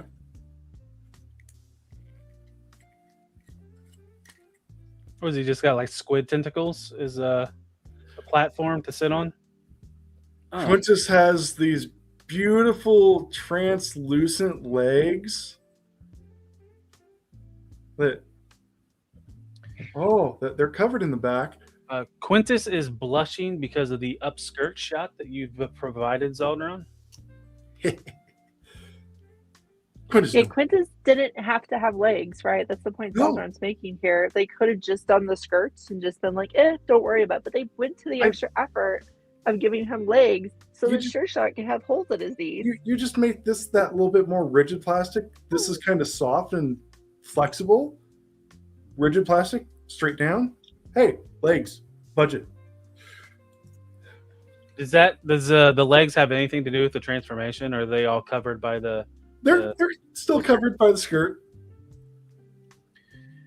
Yeah, that's rough. Before we rail on any other, did you guys get everything out about Sure Set that you wanted to get out? I think so. Such a disappointment, right? I've been waiting for this toy for so long, and I think my biggest problem with it is I don't actually hate it as much as Zaldron does. Like, he's gone into it's a bad toy. I've gone into it's an toy. It's okay. It's not too terrible. but it's just got so many problems with it that are wrong to the source material that I just can't enjoy it the way I should be able to, right? It's just not that bad. Like I said, if this came out 10 years ago or was the first one of the 3 to come out, Different we story. wouldn't be Fine. this. We wouldn't have this discussion because then. And that's what I was trying to get out. Yes. And that's what I was trying to explain when Siege came out. We were spoiled. We are spoiled. And it just feels like they were making the most of their budgets for those figures and everything in Siege, and then even into Legacies when we kind of saw where the things were getting, there were shortcomings on stuff. Yeah. So last night I was telling them that there were 2 points where I considered just stop collecting Transformers. This would have been about 2012,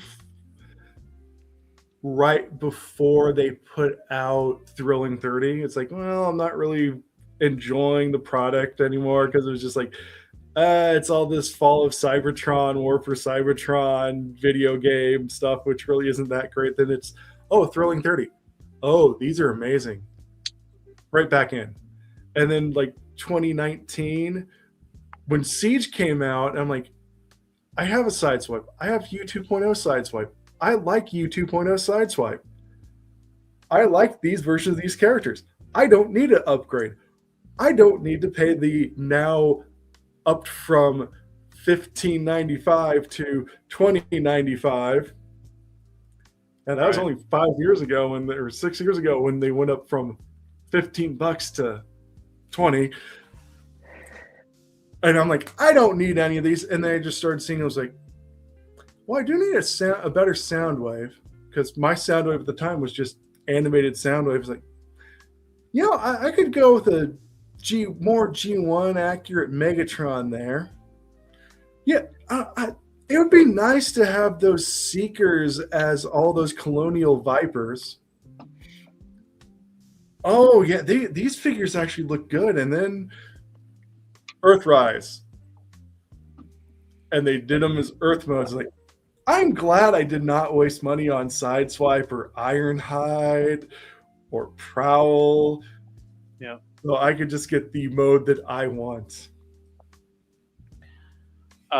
There was 1 or 2 questions I wanted to just kind of get to. One of them was from let's see, 13 and 40. He mentioned something about what are the odds someone in 3D with a 3D printer and enough frustration can make a better product. So funny you kind of asked that. There are 3D printers out there, and some of them do injection molding stuff. They don't make a better figure, but they make upgrade kits to improve current figures. Like, so I don't know if you could do it with this Sure Shot, but Zaldron did show on his point blank, whatever, gap filler clip kits for the back of his legs. So that's what a lot of 3D printers do, is they'll make kits like that. Or like I've said, there are some like I think it's Non-F that actually does injection molded products. I think he recently upgraded his equipment to actually be more like the injection molding you see for a Hasbro product. And because he's like small batch. Yeah. Anna, what do you think about like people that have 3D printers? Do you think they could actually make better figures, or I don't think the technology's there, but I think that they could make better designs and find that those designs are very expensive to produce. I think Hasbro is very much a victim of trying to cut cost corners on designers that are very good, because I think the designers who work for Hasbro are actually great. Like, I think without budget constraints, they could make stuff that might be better than a lot of the third-party stuff, just because they are such good toy designers. It's just those constraints. So yeah, I think the 3D printer people can make cool designs, and then they'd have to, and you've seen it happen before, when some people who make small run 3D printed figures, they'll make it and then they'll be like, yeah, this is $300. I'll be like, I don't want to pay $300, but I remember that with the guy who made the Turtle Prime, right? It was the party wagon that turned into. It was kind of based off the Power Master Prime that he made for the comic book version, and it was really cool because it was kind of like party wagon colored, but then it had like the metalhead head. It was kind of a follow up or a before party wall up type of thing. And then when he finished that figure and put out the price, because I was following it the whole time, it was in fact $300. And you know, it wasn't a huge figure, and it was 3D printed figure, and it was great. It was really cool. I think it was a cool piece of art, but it just wasn't really affordable for someone who's a toy collector and not looking for just one piece, right? If you were buying one piece in a year, sure. But if you're actually collecting a toy line, that $300 3D printed figure does not feel as good. Yeah. Anna, how much did that? What was that? That that guy that was making the custom, was it Inferno MP? How much did that jackass try to charge? Because didn't he make like 12 figures and then tried to run with everybody else's money because it was too hard? He didn't try to run with the money, Southron. He did run with the money. He never produced the figures. No one got refunds, and he disappeared. That was almost like the Eamon guy that was doing those G.I. Joe bases and took the money and ran. Or like good old Moss Toys. Now, was there anything else that you guys wanted to rail on? Because I know I took a couple pictures of the bra and the blast off, but I mean we're kind of we're running long. Yeah, at the comic to go over. We're late. I got one more figure here. This is the core for Amalgamus Prime, and this is all the parts that come off to do his little gimmick of, hey, you could rearrange me into anything you want. No, you really can't, because I counted on here beforehand. There are 8 pegs on here, of which in standard transformation, 6 of them were used. Yeah, there's peg holes that are filled up in standard transformation. So your combination, the infinite combination, doesn't really work too well. Where, speaking of Siege, Siege's 6-gun here pulls it off way better. No pun intended. I mean, they redid him as Argon, the jet power dasher. Mm-hmm. And I had to take photos of like, okay, this is the alt mode configuration I like. This is the way I want to do it. Because this is actually fun to pull them apart and rearrange them. Amalgamus here, not so much. Yeah, I'll have to see my opinion on that one. I'm really curious. Well, It would make me want to return it before opening it. Of the 2 primes in the wave, I like this prime. Better. I want to get to the comic books tonight. Oh yeah, for sure. I'm a little bit worried because this is the first wave of 2026, and I just, usually the first wave is sometimes it has highlights, and there is more. It feels like there's more lowlights than the highlights, and I am worried for the rest of what's coming out this year. So, Big Convoy is definitely a highlight here. But so just as brought up last week, we're going to start covering the Energon universe. I think Abby put in the description the website that we're following the reading order. And then I'll remind everybody what issue we're reading, which issue we're reading next week. So this week, first issue we're reading is Void Rivals episode issue number 1. And this is like kicked off the Energon universe, right? They kicked off the new Energon universe with a comic that was Energon universe and had no Transformers in it, purportedly, and was about 2 characters from these new planetoids of sorts that are in some sort of rivalry across some sort of void, and they get stranded on a planet and have to survive. That was the solicitation, right? It was like, oh, this is a whole new property that's going to somehow tie to Transformers, and deal with it and go out and buy it. And you know what? We went out and bought it. It was very much, yeah, it was very much solicited as, hey, remember the movie Enemy Mine from the 80s? This is that, but as a comic book and kind of different. Yep. They're, and I mean, being in the group we are in, we heard the solicitors for Skybound are like, hey, are you sure you don't want more Void Rivals? We know this is a completely new and untested media or property. Are you sure you don't want to buy more here? You should buy more. Yeah, so I threw a couple of the screenshots from the book. So this is like our first meeting of Handroid. Or was that what his name was? I can't remember. That's Handroid. Well, Handroid is just the hand, but yeah. Love, yeah. Handroid is awesome. Yeah. Yes. Yeah, so our main characters, Derek and Solilla, they now have toys, right? They came with my Jetfire. They now have actual real toys that you can have of them, and they are the main characters of Void Rivals from two warring planets. They have all these strange religious and governmental restrictions against socializing with each other for some mysterious reason. Yep. Yeah, and so they find themselves stranded on the planet, and they're kind of at odds at first, and then the Handroid's like, hey, or he asked if we could use the parts for my ship and her ship, and if we could get a ship running and get off the planet. Handroid's like, yeah, it seems possible.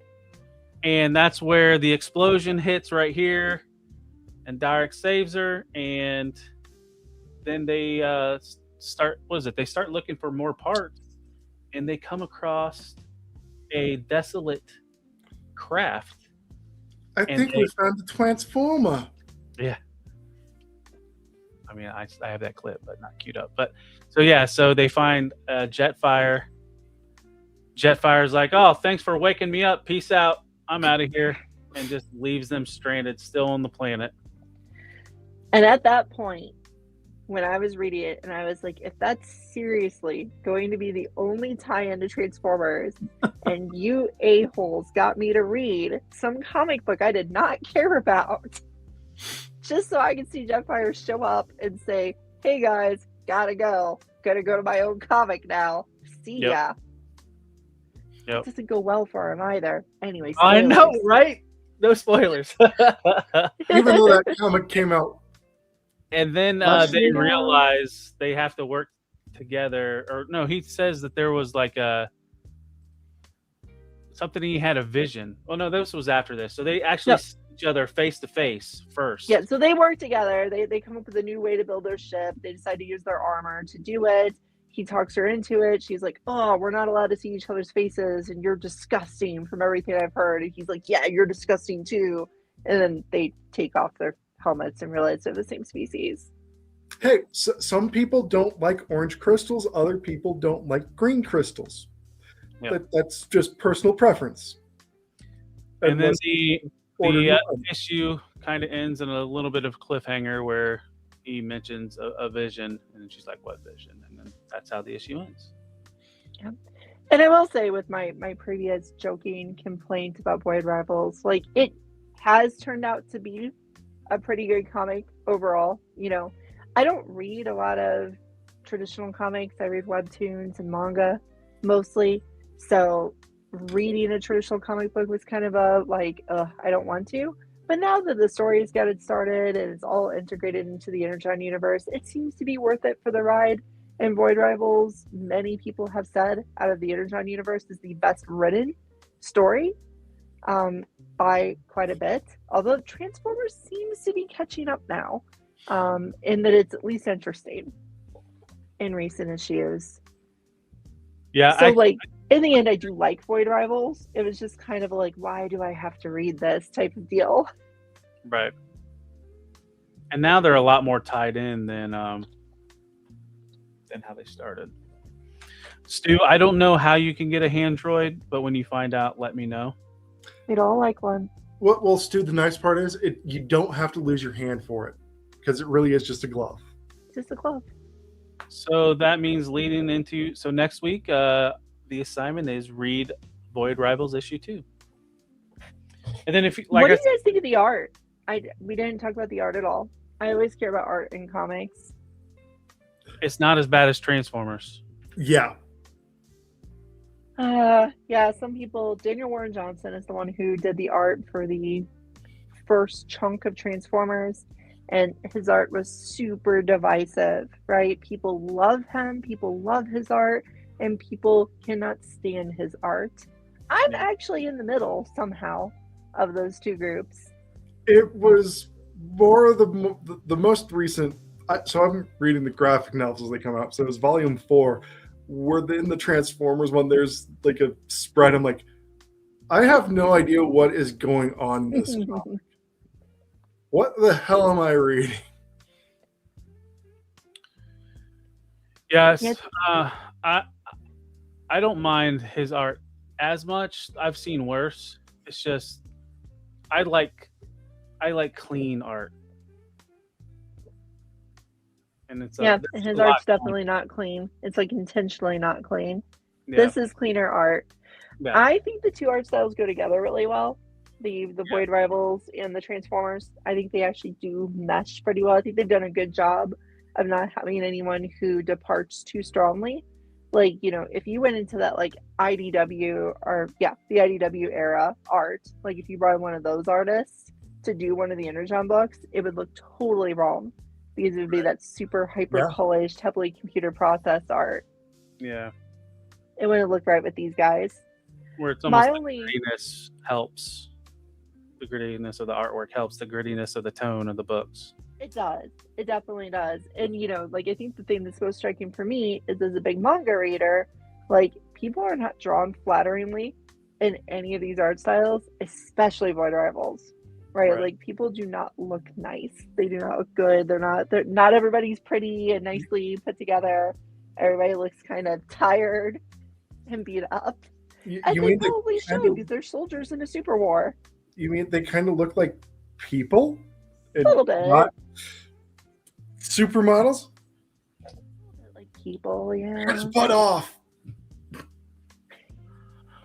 Well, everybody, I think we're going to round in this episode, and that's why I said next week issue 2. So we will be covering that next week. Yeah, join us. It'll be fun to read these all together. Like I promise, it's not actually bad. It's good enough. Yep. Yeah, and like I said, I mean, we kind of ran through this one pretty quick, so maybe it's something where we might do 2 issues. I mean, we'll see. It'll be a ongoing process. If one feels too slow, or we can just get through it too quickly, then we'll change it up a little bit if need be. So.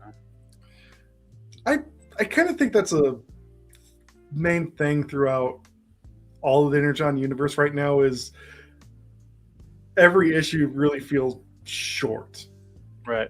But then again, we also have come off of probably the best 13-year run of Transformers comics from IDW, where every issue was like, this is so text heavy, but it's good, where Energon Universe is text light and very action oriented. It might be the best way to put it. Well, Trey, stick around because I mean that's the plan. The plan is to get caught up, and we're going to at least do an issue a week. So, and most of us already have all these comics, so we just needed. I know it's good. Like I like it. I just need a reason to get back into it. My time. I'm a busy person, which leads me to the next part. Do you guys have anything you'd like to promote first? Anna, I know you're have many words on the things you promote. I know. I did promote TFLP after Zelda made fun of it, right? That's my I didn't other know- podcast I'm on with the Transformers and the talking. Be watching that show in 2026 because we're going to get more consistent and there's going to be more content. I can't say more than that, but it's going to happen. And I'll be there, like it or not. Yep. See, there we go, Cicana. Zaldron, do you have anything you would like to promote? Apparently, I've done more promotion for TFYLP tonight than they have for this decade. So, hey, should I get like a Collecticon, like another % off on this, or? But I mean, you get 10% off if you use FFC 10. So. I was going to say, your code is FFC 10. Yep. All right. Well, stands for TFLP. So we'll end it with my stuff. So just check me out at Talib1980_collects. I'm everywhere: TikTok, Instagram, X, Facebook.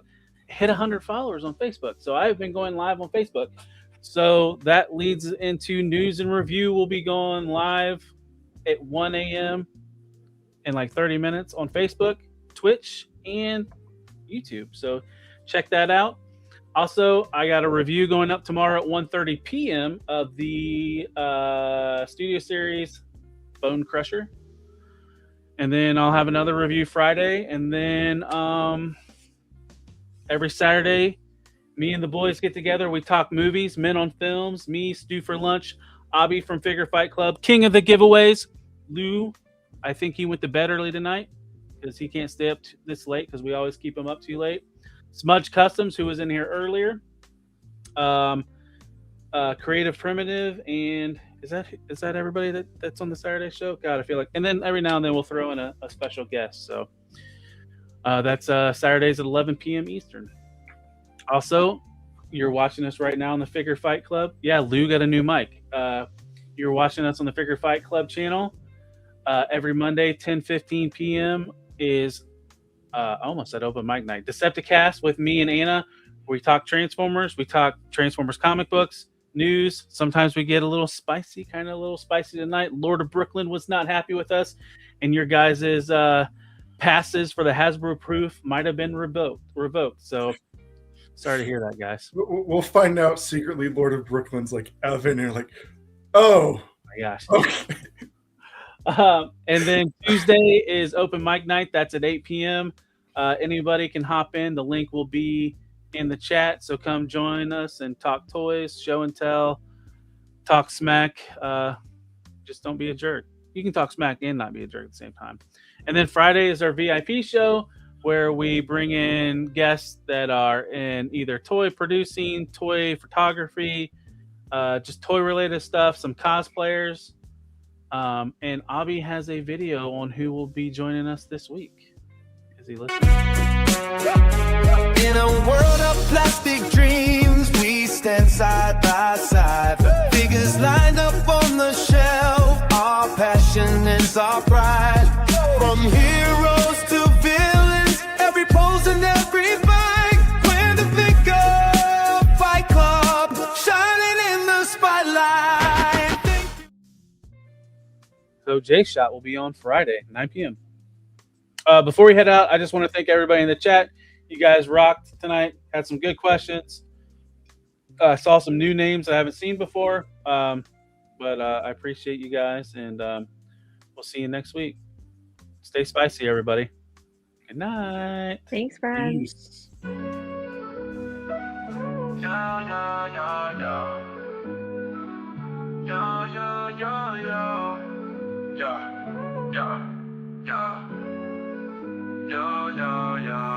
As we wrap up tonight's fun, the figures in talk, so we've just begun. Join us next time for thrills anew. In the world of Figure Fight Club, it's all for you. Make sure to subscribe and smash that like button. See you next week on Figure Fight Club, stay strutting. This isn't goodbye, it's just a see you later. In the meantime, go check out another creator. So keep your figures on display until we gather here someday. Remember the tales and the laughs we shared. Here at Figure Fight Club, you're treasured and cared.